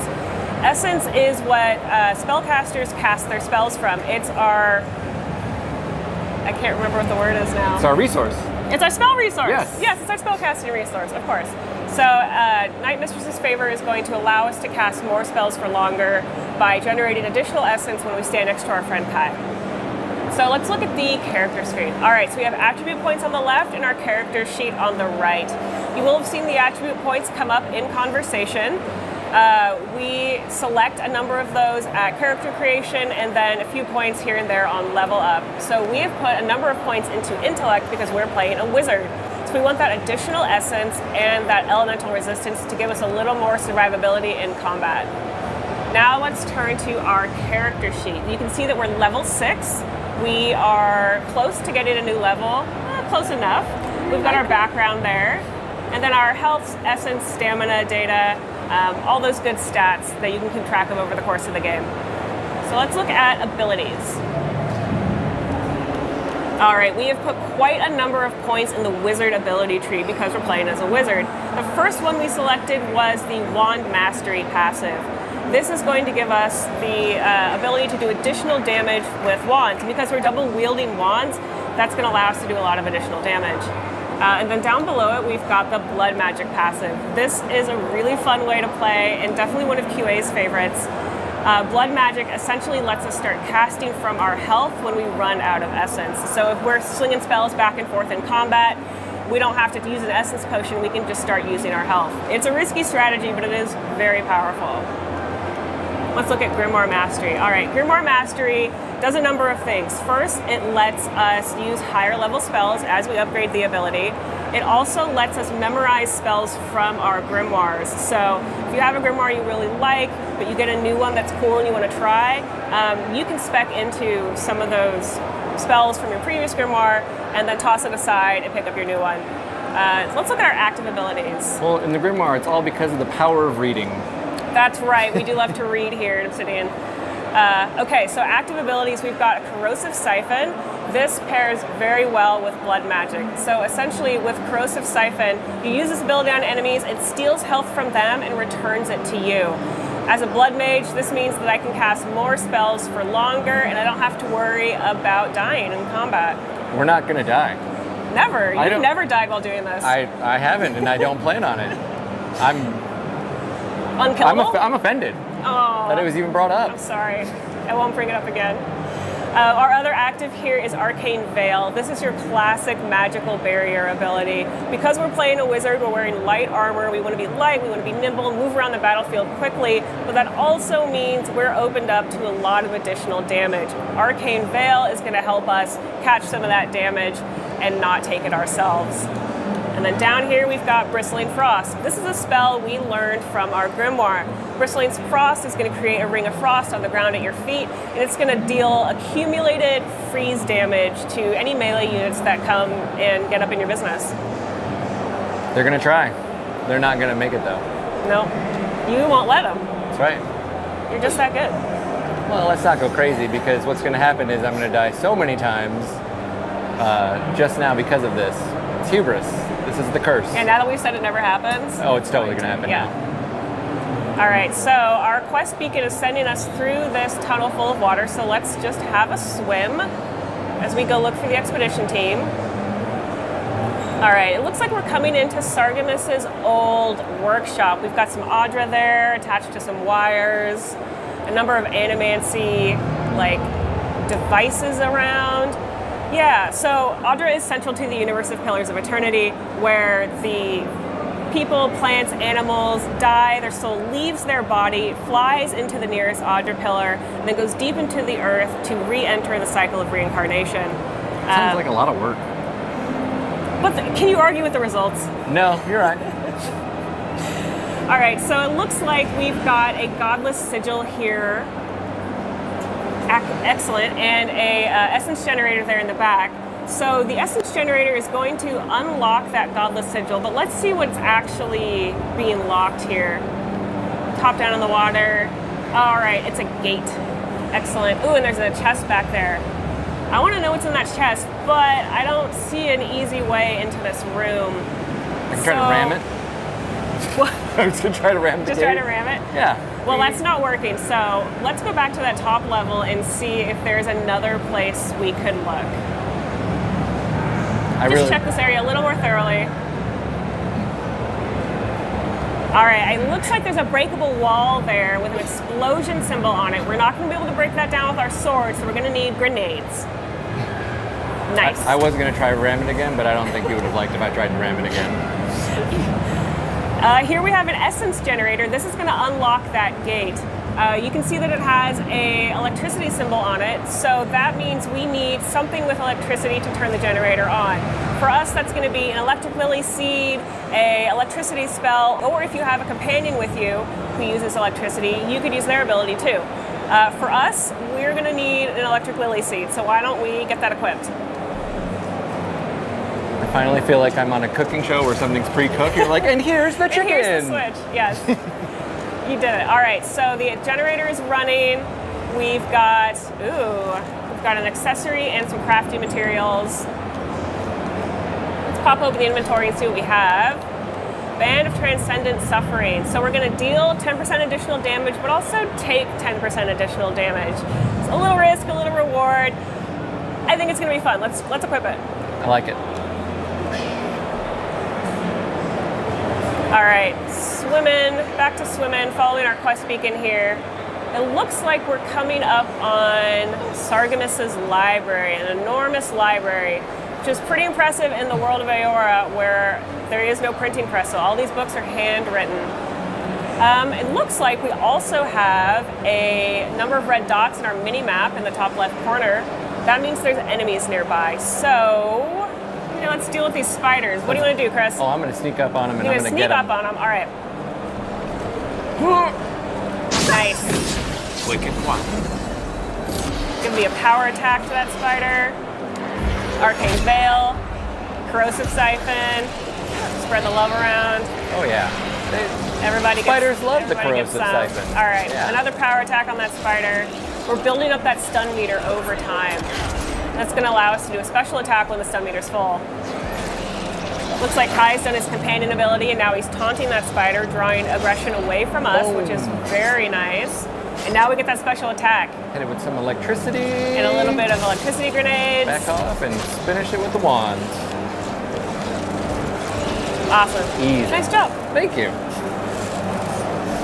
All right, let's keep moving. Ooh, it looks like we've got a blocker here, some webs in the way. Thankfully, Kai has an ability that will let us get right past that. Let's use Kai's fire starter ability. Ready, bang. And that should burn right away. There we go. It's always handy to have a useful friend around. A guy who can do tricks. Yeah, right? He always has a Like- lighter. And, you know, I'm walking around, I run into a web, I'm like, there it is. I gotta get Kai. Call him He's up. dependable. That's what we say about Kai. All right, so I don't see any sign of the expedition team, but what I do see are some Zorops and a water beetle. So let's join their party. Ooh, it looks like that damage we did to the water beetle is filled up again because he's being healed by the Zorop Elder. So we're gonna need to take out that Elder right away. Yeah, burn him down with Corrosive Siphon. Get all my health back. Looking good. Arcane Veil's active. We're healed again. Kai's getting in the mix. Good. Oh, we got good Bristling friend to be. Frost. Excellent. So we're dealing with some accumulated frost Oh, damage. I'm gonna get the Zorop up here. Thinks he's cheeky. Where'd he go? There he is. Running away from us. Did he jump up there? No. He's... Beetle left? Yeah, the beetle's left. The little beetles. Oh, he's so fast. He's nimble. There you go. Nice. Did it. All right. Done and dusted. Let's keep moving. You didn't doubt that I was gonna die there, did you? Like, I thought about it. Okay. I thought about it, but I was like, no. all right. I trust Chris. I remember that. Yeah. Okay, so we are still looking for the expedition team. Let's poke around this area and see if there's anything interesting we can find. I see 2 godless sigils above a locked gate. And there's something in there these ruins don't want us to get to. Thankfully, there's a wire on the left and a wire on the right. I think those are going to go to the essence generators. So the one on the left was going below us. Let's pop down there and see what we can find. Yes, there it is. All right, that's one down. Where's the other? Should be close by. It was right off to the right. Oh, there it is in that gap. Right, oh, on the left. Right on the there, left. right there, right there. Yeah, there it is. Got it. Boom. Nice. All right, with both those sigils activated, the gate is open. We can get our prize from the sarcophagus. Bitter bonding. Let's check that out. All right. All right, 10% of weapon damage restored as health. This is going to be super helpful for us as blood mages. So as we're doing damage, we're going to get a little bit of health back. That sounds fun to me. Let's equip it. You got it. Pardon me, Kai. All right. So I think we're near the relic. We haven't seen the expedition team yet, but we might as well pick up the relic while we're here. There's the relic. It's really shiny. Can't be as easy as just grabbing it. Ooh. But I don't think the ruins liked us taking that relic. So we've had a bit of an earthquake, and it spawned some skeletons. Hello, friends. Hope you're ready for a skeleton fight. Yeah, always ready for a skeleton fight. What they always say about me. Christian, You know, always Chris, ready for a always skeleton. ready for a skeleton fight. There, Oh, Kai's doing Chris. some help for us over here. Excellent. I think we've got some rangers on the left. We should deal with them right away. Yeah, they're gonna be no fun. Raining arrows down on us. All right, that's one down. Tower attack. Oh, a grenade nice. as he jumped. Nice, that was Like, hit them stylish. with the lightning. Very is there one more? stylish. Is there another one? I'm being sloppy. Where'd he go? There he is. Oh, it's this guy, Really, that's why. Oh, it's the fighter. Yeah. Yes, absolutely. We got something for him. All right, so he's got a shield, That wasn't which it. means we're going to need to break his defense in order to deal damage to him. That's And why then Chris is using a Kai's- power attack here. Chris is gonna use Kai's companion ability to hit that skeleton, and he's toast. Now we've got a mini boss. the Godless Executioner. Oof. Try again, try again. Try again. It's okay. He'll get me one day. This guy hits hard, and he has a very extensive range, so we want to stay. He did get me a few times. We want to stay out of his reach. Ooh, it looks like he's being healed. Oh, there's a priest up there. We got to get him right away. We're gonna get you. Arcane Veil active. Corrosive Siphon. Melt you down. No more healing. Melt down We're that done with priest. that. Excellent. All right, now we can finally do some damage to the Godless Executioner. Ooh. Good thing we have Arcane Veil active. All right, we're building up some nice stun. He's taking frost damage. He's frozen now. Maybe he should let it go.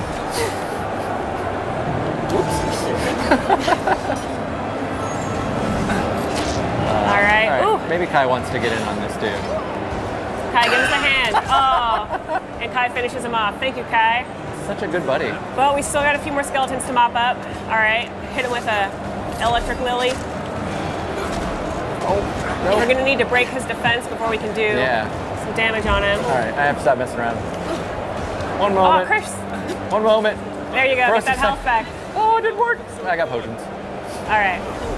Resorting to a They're potion. over here. I can't believe it. I know, it's the first time all day too. Watch your back. All right, there's the ranger. This. And Another this. electric lily. Yes, come into my electric pool of fun. You, sir. I've had it with you. Yes. Bristling Frost does it again. All right, Kai, I need some help. Thank you. Thankfully, And Kai's again. here to give us a hand. Boom. See? Awesome. You were So worried? we built up that stun meter, and now we got to use a special attack. I wasn't worried at all. Okay. I was a little I worried. was- I was a little worried. That's All everybody. right, I was a little worried. Okay.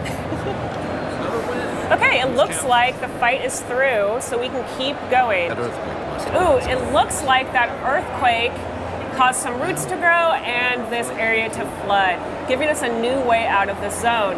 Our quest has also updated there on the left side of the screen. Now we have a few new objectives. At this point, we have a few options. We can go back to town, Parodies, and look around the Adirian Embassy and see if there's anybody who wants this relic that we've grabbed. Or we can go back to the Oracle and say, hey, I got your relic, and see what he does with it. Or we can continue looking for the Adirian Expedition team, which we still have not found. And it's looking like one of our quest beacons has turned into an area beacon. It's that little circle inside the larger minimap circle. That means there's something more to find in this area, so we maybe need to look around. Hey, I see a purple crack in the floor. There it is. What's that? Yeah, what's that? Let's crouch down through this sneak through ivy. I bet there's something back here. Ooh, a hole in the floor. Perfect. Something's not right. Kai does not like the Take a look. vibes. Oh. This Looks doesn't like look it, good. No. Not Looks at like it all. might be the Adirian Expedition team. Oof, this is Yeah. awkward. Yeah, that's the Expedition Leader's journal. That's too bad. Well, we found the expedition. Looks like they've only been dead a few hours. But how did they get in here? They can't have come the same way we did. We swam here. What's stranger is there's not a scratch on them. No sign of what killed them. It's like every member of the expedition team just collapsed. Looks like we passed this intellect check, so I want to select this one. They didn't get locked in here on their own. The Oracle put them here. We're using our big brain. Problem solving. That's right. Here's an idea. This temple is full of old animancy equipment. Could he be building a giant animat? I've heard of those, but I've never seen one. They're suits of armor brought to life by bound souls, right? The Oracle couldn't have put the expedition's souls in the statue of Aethys, right? Let's go ask him. You were gonna do the crack? Try. Oh, I can't do it either. Oh, that was a good one. That was a good one. Whatever the Oracle has planned for that relic, and for us, it can't be good, Envoy. Aethys is a dangerous god associated with Eora's bloodiest wars, and he recently killed thousands of people in Deadfire. Now, we have a piece of him, and we're about to face a maniac who wants it desperately. Tread carefully. So Kai is right to be concerned. He thinks the Oracle might be engaging in animancy, which in the world of Eora is a little dicey. Animancers have a pretty poor reputation, and honestly, in much of the world, animancy is illegal or really frowned upon.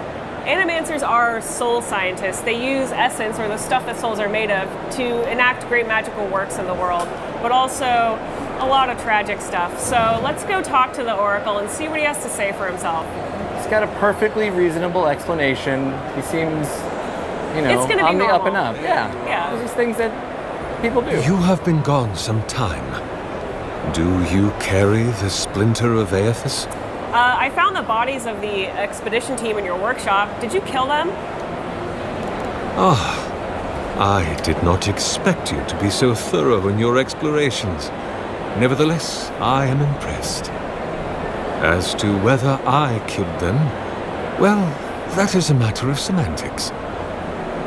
Does death occur the moment the heart ceases beating, or when the soul is broken upon the wheel? In one sense, then they are quite dead. In another, they remain very much alive. In either case, they have entered a state of change, and the impetus was mine. Let's see. It looks like we passed this perception check. You're gonna put their souls in your statue, aren't you? Yes, you and you alone see my purpose clearly. You see, I have given them the opportunity to be part of something larger than themselves. With your help, I shall give them a new commission. To prosecute the redemption of a god. How do you expect to redeem Aethys?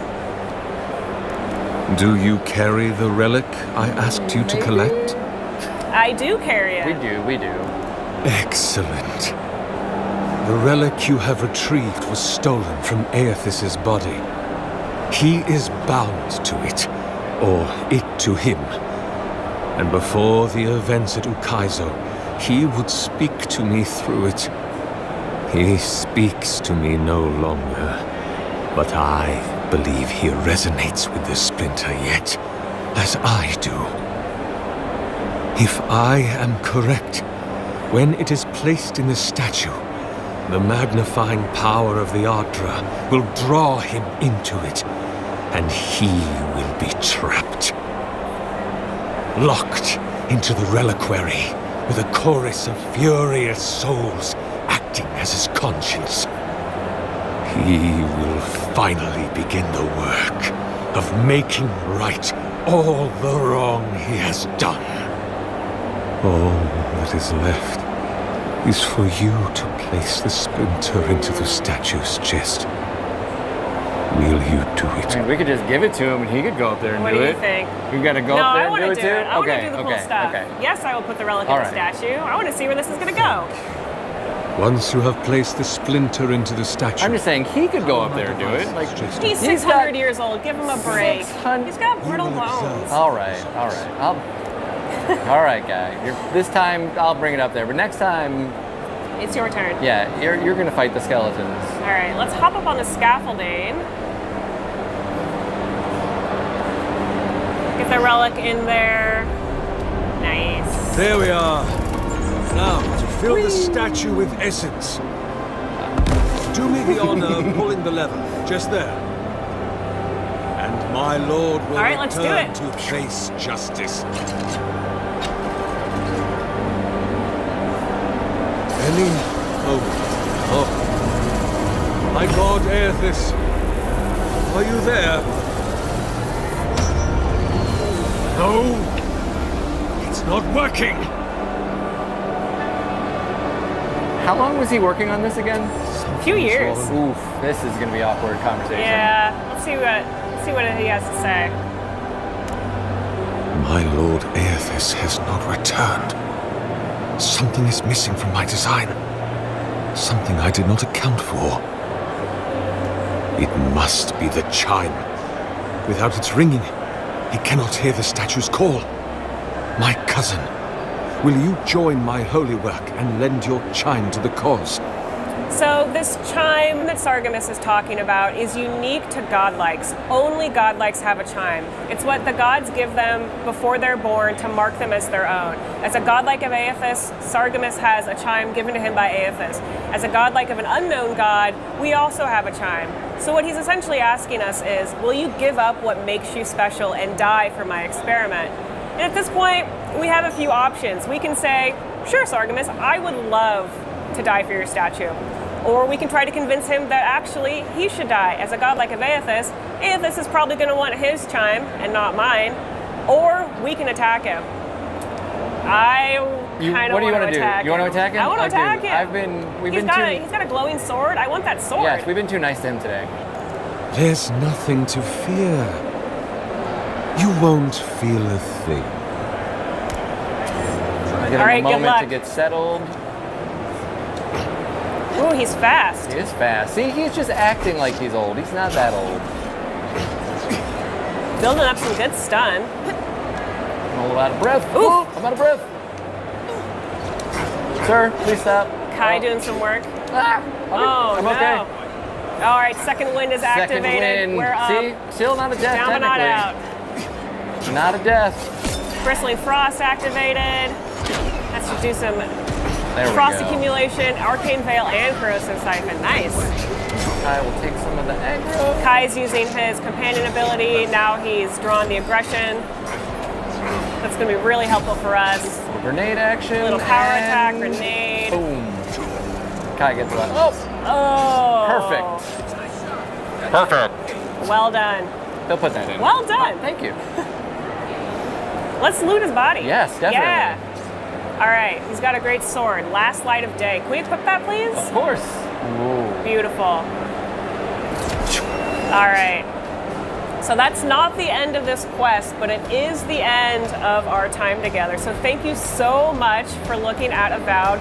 We were so excited to show this to you, and we hope you play it on February 18th. Thank you so much. Ara History Untold, a 4X grand strategy game spanning the ages, is beautiful to look at, yes, but it's even more fun to play. Here to walk us through this epic world, please welcome Xbox Game Studios executive producer Matt Turnbull. Matt, thank you so much for joining us today. Hello, thank you so much for having me. I'm so excited to be here. Oh, this is going to be a fantastic segment. How are you enjoying Gamescom so far, though? Gamescom is my favorite event of the year. Agreed. Honestly, it brings so much energy to be able to interact with people who love games, who do those things. The booth we have this year is incredible because It's so detailed and beautiful over there. Yeah, we're finally coming out, right? The game is finally ready. It's coming out September 24th. Have to drop the date in there. But Check. Yeah, check. Done. But the booth has just been a really fantastic experience. Getting to actually let people play hands-on with the game, experience the game. It's the way it was meant to be played, and just feel like they could become a leader. 100%. Well, we're going to do exactly that now. I cannot wait to see this live gameplay demo we're going to do. So I'm going to let you just kick things off, get us into the game, set the scene, and I'll check in when I'll get a little bit nosy. Anytime. You're always welcome. Thank you, Matt. All right. So as you probably know, Ara History Untold is a historical grand strategy game. It bears a lot of DNA from your classic 4X genre and some of the other genres around, historical grand strategy. This is Xbox's first foray into this genre. It's honestly not a genre that we've truly explored, truly gotten into before. We've made, obviously, with the Age franchise, with RTS, but true, grand strategy, turn-based, is new territory. And luckily, we have this incredible partner, Oxide Games, that has a tremendous amount of experience, people who have worked on almost every great strategy game you've ever heard of or played. And they are such an incredible partner, and we're so excited that we get to help them bring this game to life. Oh, stunning. Okay, so as usual, our first question when we enter a game is, what are we going to be? Who are we?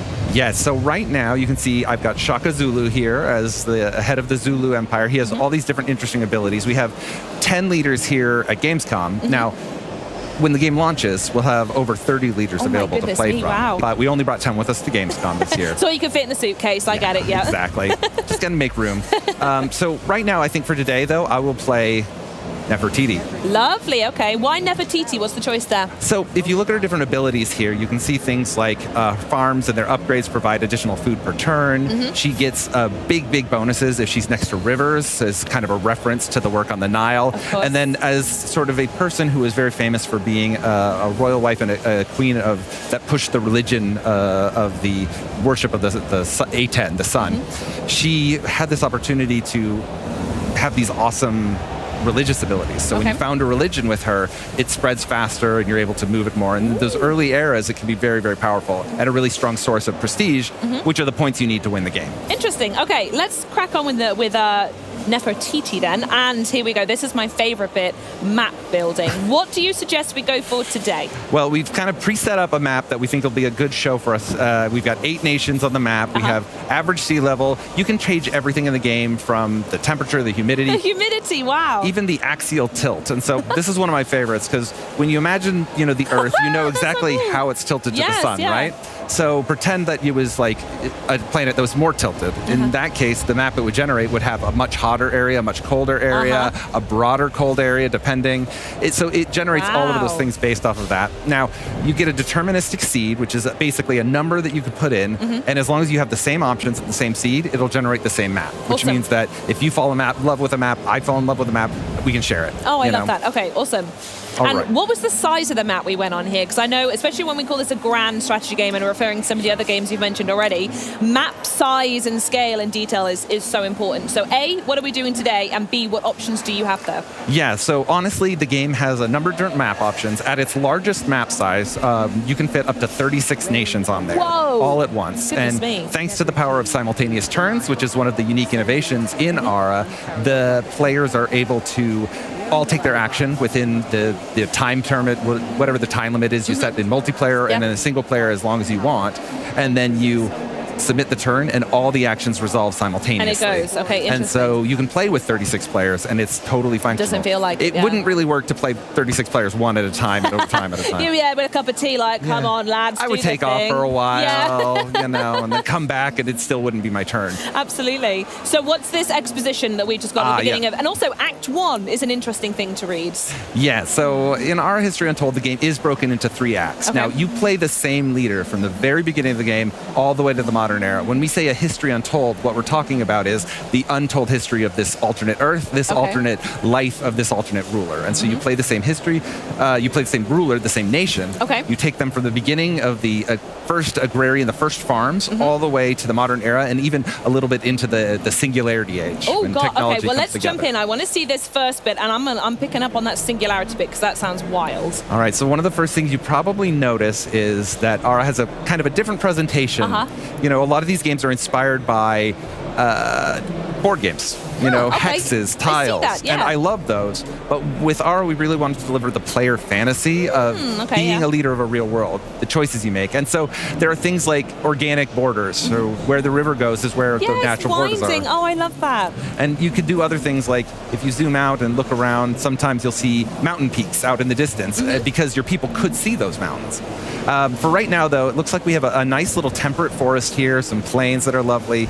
We've got some grains available, and we can zoom all the way down and see. Oh my goodness, you get so close. Yeah, there's some wheat growing over here, and then if I zoom in over here, you can see some rice that I could turn into some rice farms.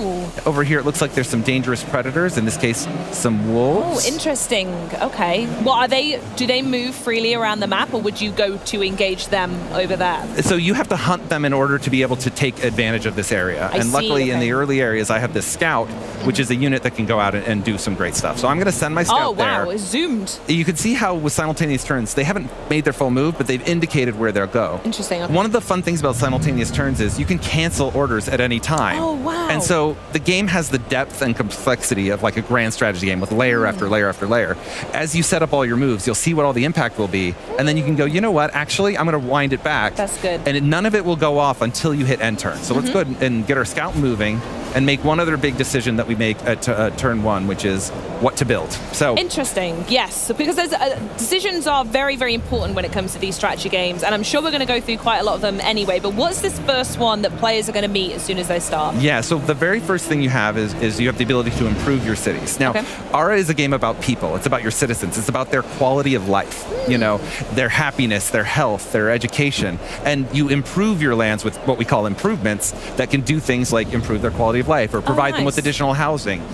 So the first thing we're going to build is a farm, and that's going to help us with some initial growth. And we also, have the same strategy here. Yeah, you got to do it. And so especially good. with Nefertiti, it's just a great option. And so you can see the little ghostly outline is telling me that that'll show up too. And so when I hit next turn now, you see everything begins. My scout makes their move. You can see the people have begun work on their farm. Oh, that's so nice. You know, there are people working away at the thing. Whistling away. Good stuff. Yeah, over here I've got my great hearth, which is sort of the center of our power right now, where our leader lives. Then if I go back over here, I see my scout is over here. Now, I'm going to send my scout to hunt these wolves. Ooh, okay. Hunting a predator is about clearing the lands for you to be able to use, and I'm definitely going to want to build farms over here, with the rivers and Nefertiti's abilities. 100%. Beyond that, when you hunt animals, you also can end up getting some early resources. And so you can see the little guys going in there, getting ready to hunt the wolves. Good the wolves luck, running guys. away. But the value of this is going to be that I'll send back furs, possibly food, maybe even feasts that could help boost my city's power. So nice. the next thing we're going to do is pick a technology. Ooh, okay. All right, so I'm going to let you pick, right? Oh, Matt. Okay, here we go. I'm sitting straight. Let's hear it. So we're in the ancient history era. Ara is broken into 12 eras across 3 acts. And so right now we have these very early beginning human technologies of being able to make bows, of being able to ferment food into wines and other beverages, being able to do animal husbandry, understand how to raise animals, turn them into meats. So what are you feeling? What are you aiming for? Knowing what you see around you here with the rivers, the water, but also some of those grains, what feels right? Oh, I'm concerned you're setting me up that there's a specific choice here. Based on how many good choices, many options. Based on how I normally play these types of games, and knowing that as soon as possible I want to start rearing animals at a farm, I've already told you what I want to do here, and eventually going into, you know, maybe more scouts and armies and everything like that. I think animal husbandry, for me, is where I want to go. I'm not too fussed on the pottery. We'll get to nice mugs and plates a bit later, but for now, I want cows and I want sheep. Let's do it. And then we should go and take a look, see if we can find some of those things with our scout here pretty soon. I will say quickly, though, on that decision, as it's such an important one you make at the beginning, what's a good option for first-time players? Is it animal husbandry? Is that the route you would typically kind of recommend people go for? Well, honestly, there are a lot of different things you can do. It depends on what your strategy is. You should really pay attention to who your leader is and what their powers are. So if I was playing Shaka Zulu and I was intending to meet my neighbors and go and try and conquer them right away, I might pick archery. But if I was playing as, again, Nefertiti, I might go for grain storage. Because, see, I knew you'd set me up. I went for the wrong one. Or animal husbandry. Because either of those will involve farms that produce more harvest with her that help, especially if I have rivers near me. Okay, you know, but if I was on a coastal island, if I was playing on an archipelago, which I think I pronounced correctly. I think it was good. Close enough. Yeah, that's what I would say. I would maybe go for rope making, which can help you get early boats and those types of things. Good, nice. All right, so we still have our scout idol here. We're going to move them out into the wilds. Yeah, let's expand the territory. We see the fog of war everywhere. You've discovered, what's that just down there with all the little pots and pans? Oh, yeah. So these are basically the remnants of forgotten civilizations. Nice. They contain... Stonehenge is just there, is it? Yeah, just an older circle that was made by some nomadic society. And so eventually what will happen is I'll be able to pick those up with my scout. And as I do... we'll be able to discover some things, and those things will possibly help me. So right now, for example, this collected some furs and some statuary. And so now we're going to go ahead and take this stuff. Now, one of the big differentiators for Ara is that it's taken the complexity of a crafting system, but really stretched it out over 12 acts, over the entirety of human history. And so at any given time, you can build these things that you can use as amenities in your cities. For example, because I found some statuary, I can take those old statues, I can put them in my city, and for 10 turns, I'll have additional prosperity. Nice. And if I had any culture improvements, like say a library or more like a museum or something, or an artisan studio making those pots and pans, there we go. They would get a bonus as well from the being inspired by the beautiful statues. So I'm definitely going to equip that now, and you can see it's going to raise the quality of life of my citizens, and then I'm going to continue to build. Now, I'm also going to go ahead and money talks, right? It does indeed, Matt. Yeah. So you can always get more wealth, and if you get more wealth, you can use it a bunch of different ways. Yeah. One of the ways is you can rush production. I can throw money at the problem. So you can prioritize things in the heat of battle if Exactly. something's going on and you need it. You need it, absolutely. Ooh, okay. Now, you might notice these cougars over here. Oh. Pumas, bearcats, Yeah. all names for the same animal. But they are here. Mountain lions, that's another one. There's another one, nice. It's the animal with the most names. I don't know if you know that, but it actually is. I've never thought of it that way. Weird, but it's true. So I can take them and hunt those, but I'm not gonna because they're a little more dangerous. It'll take me 2 hunts, and I'll be at danger 4, and I could really lose a lot of health. So, like we said, we're gonna go look for some friendly animals. Let's go find some sheeps. Let's go find something a little safer. The thing I've also found quite interesting is you haven't met any other people yet, and you said this is a small map size. Yeah, right? so even on a small map size, there are quite a number of regions. There's a lot to explore. Pressure or instant sort of heat that someone's right next to you and you're fighting for resources. Not necessarily. Is that intentional? There is a bit of an intention to give people a little bit of space at the beginning, but honestly, you can set the game up in so many ways. There's so many options with map generation. You can make a tiny map where everyone is clustered together. You can create it so there's very little land or only a single continent, all of these different things. So in this one, this is a map style that really benefits that. And if you zoom in here, you can see our farm. Wow. When you build improvements in Aura, they sort of expand to take the space you give them. So this is a farm that's been built out here. You see the little scarecrow. Let's say how people aesthetically it's just set that up. As someone who meticulously spends a lot of time in every game making things look nice, it's got little paths, it fits to the borders, it's lovely. One of my favorite ways to honestly play is when I'm building a farm. The reason I chose this region is because I like big farms. I like them to stretch out, and I know I'm going to build a farm here with this grain. Of course. I want to make sort of a agrarian district along the coast here, so there will be a bunch of beautiful coastal farms, and then over here will be like my city center.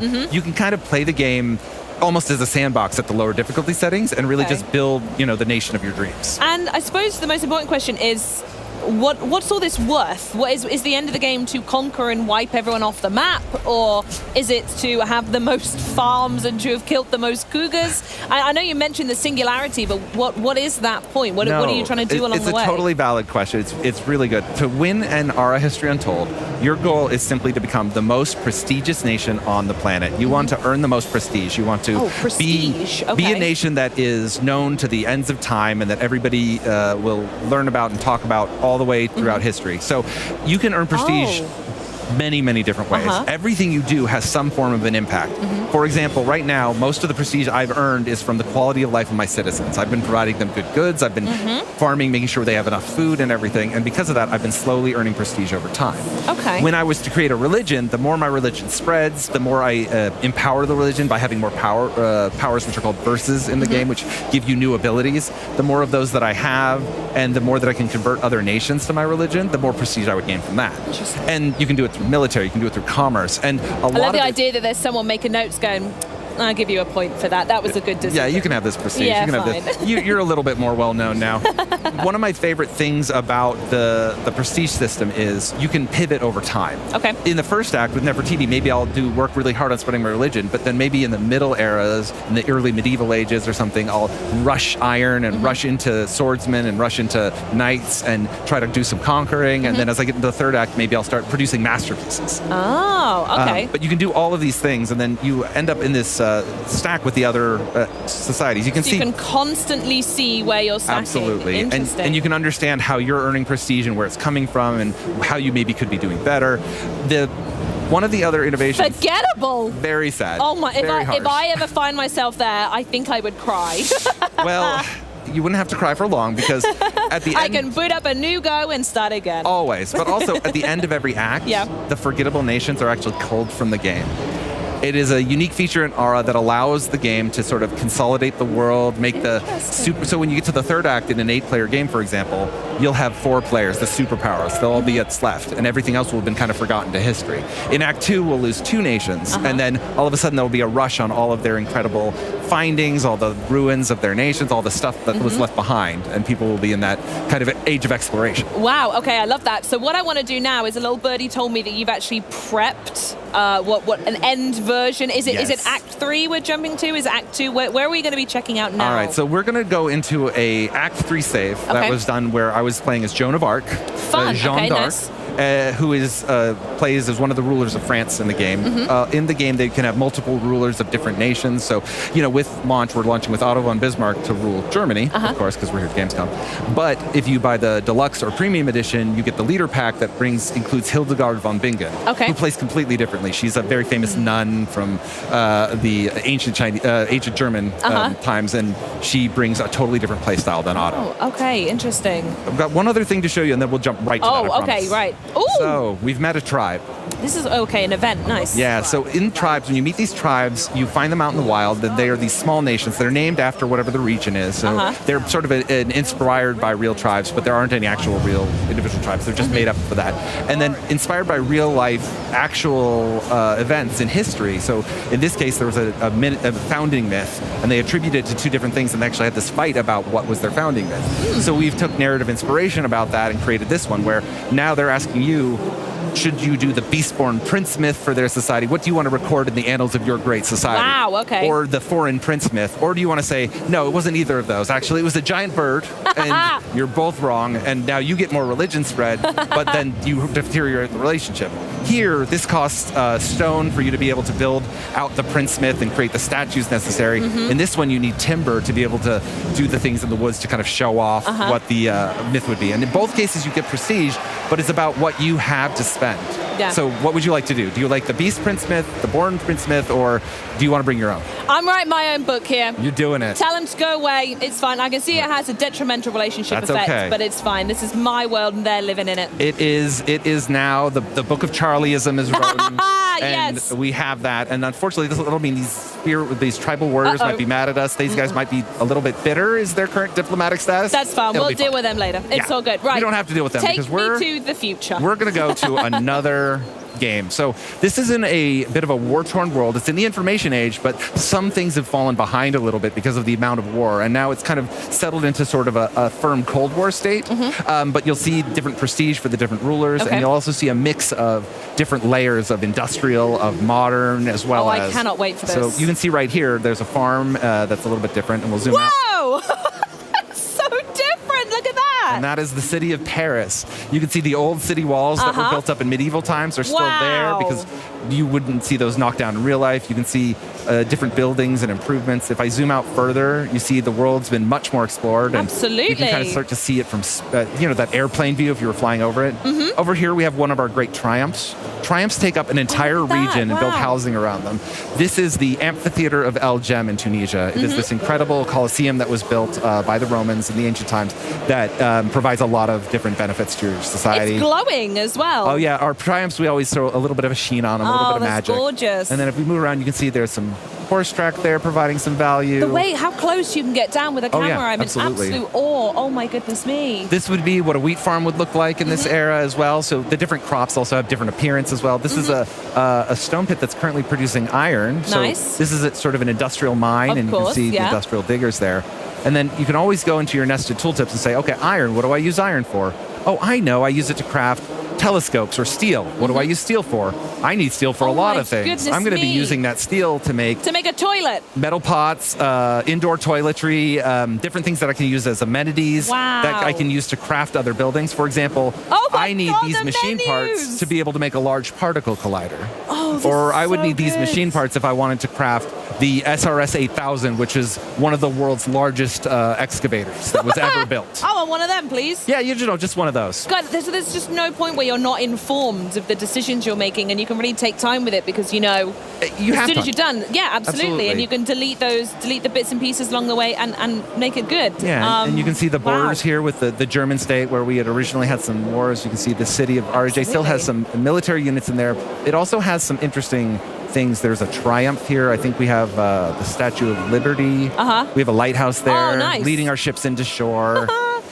There's just a lot going on everywhere you look. There you can really zoom in and is. see. And now, it looks complex because it is. This is a core game for core gamers, for strategy gamers. It's a love letter to them. But we've tried to create a lot of things like those nested tooltips, and of course the Encarta, we brought it back, that show you all of the different ways to play, all the different supplies in the game, the people you can find, everything else. So. Oh, that's so good. And it feels like a juxtaposition to say it, looking at the screen we're looking at here, but this demo only shows a small fraction of the game, right? We have barely touched upon Are there it. any other elements that you want to very briefly talk about now before everyone dives in? I'll just show you this little airplane. Yeah, okay. There it is. As the world continues, as it grows, there are all those details. You remember those wolves we saw in the engine era? Now it's replaced by ATVs and airplanes and hot air balloons. The natural evolution of a wolf exactly. to an airplane. Yeah, that's how they grew, I think. And and then dinosaurs came after that, right? It was yeah, wolf, that's it, airplane, and then Tyranids. And Tyranids, yes. I love those whittle Tyranids. Oh, amazing. Matt, I can't thank you enough. This game is firmly on my download queue. I cannot wait to check it out, and I love that you've come here to talk to me about it. Have you had a nice time? I've had an incredible time talking with you. I love talking with people who love this genre, and I've had so much of an opportunity to do that at Gamescom.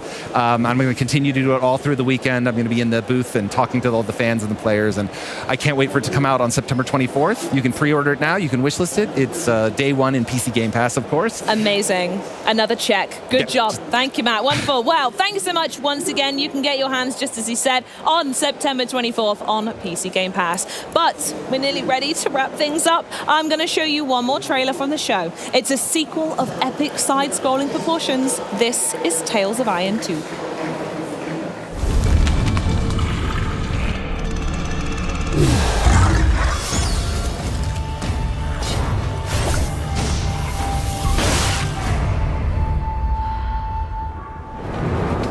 Our world was not ready for their cruelty, their barbarity.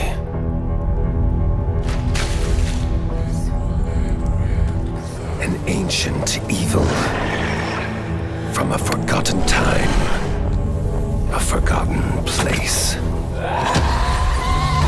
Bewinged devils.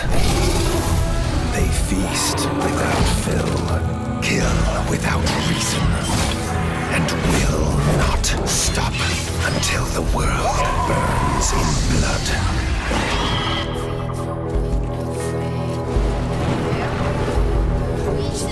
Fight fire with fire, they say, but one rat can brave the blaze. Wield the flame with a bloodlust even greater than their own. Tales of Iron 2, Whiskers of Winter. Oh, just so many great interviews on this stage the last 3 days. We've just had a blast, haven't we? It's been so good, Bex. And remember, with Xbox Game Pass and Game Pass for PC, you can get new games on day one like Call of Duty Black Ops 6 on October 25th, play some of the biggest games of the year, and unlock partner benefits from Riot Games and EA Play. If you are not already a Game Pass member, join now and get your first month of PC Game Pass for $1 or €1. This offer is not going to last long though, so you need to act now. So until next time, thank you so much for watching. Und auf Wiedersehen! Auf Wiedersehen!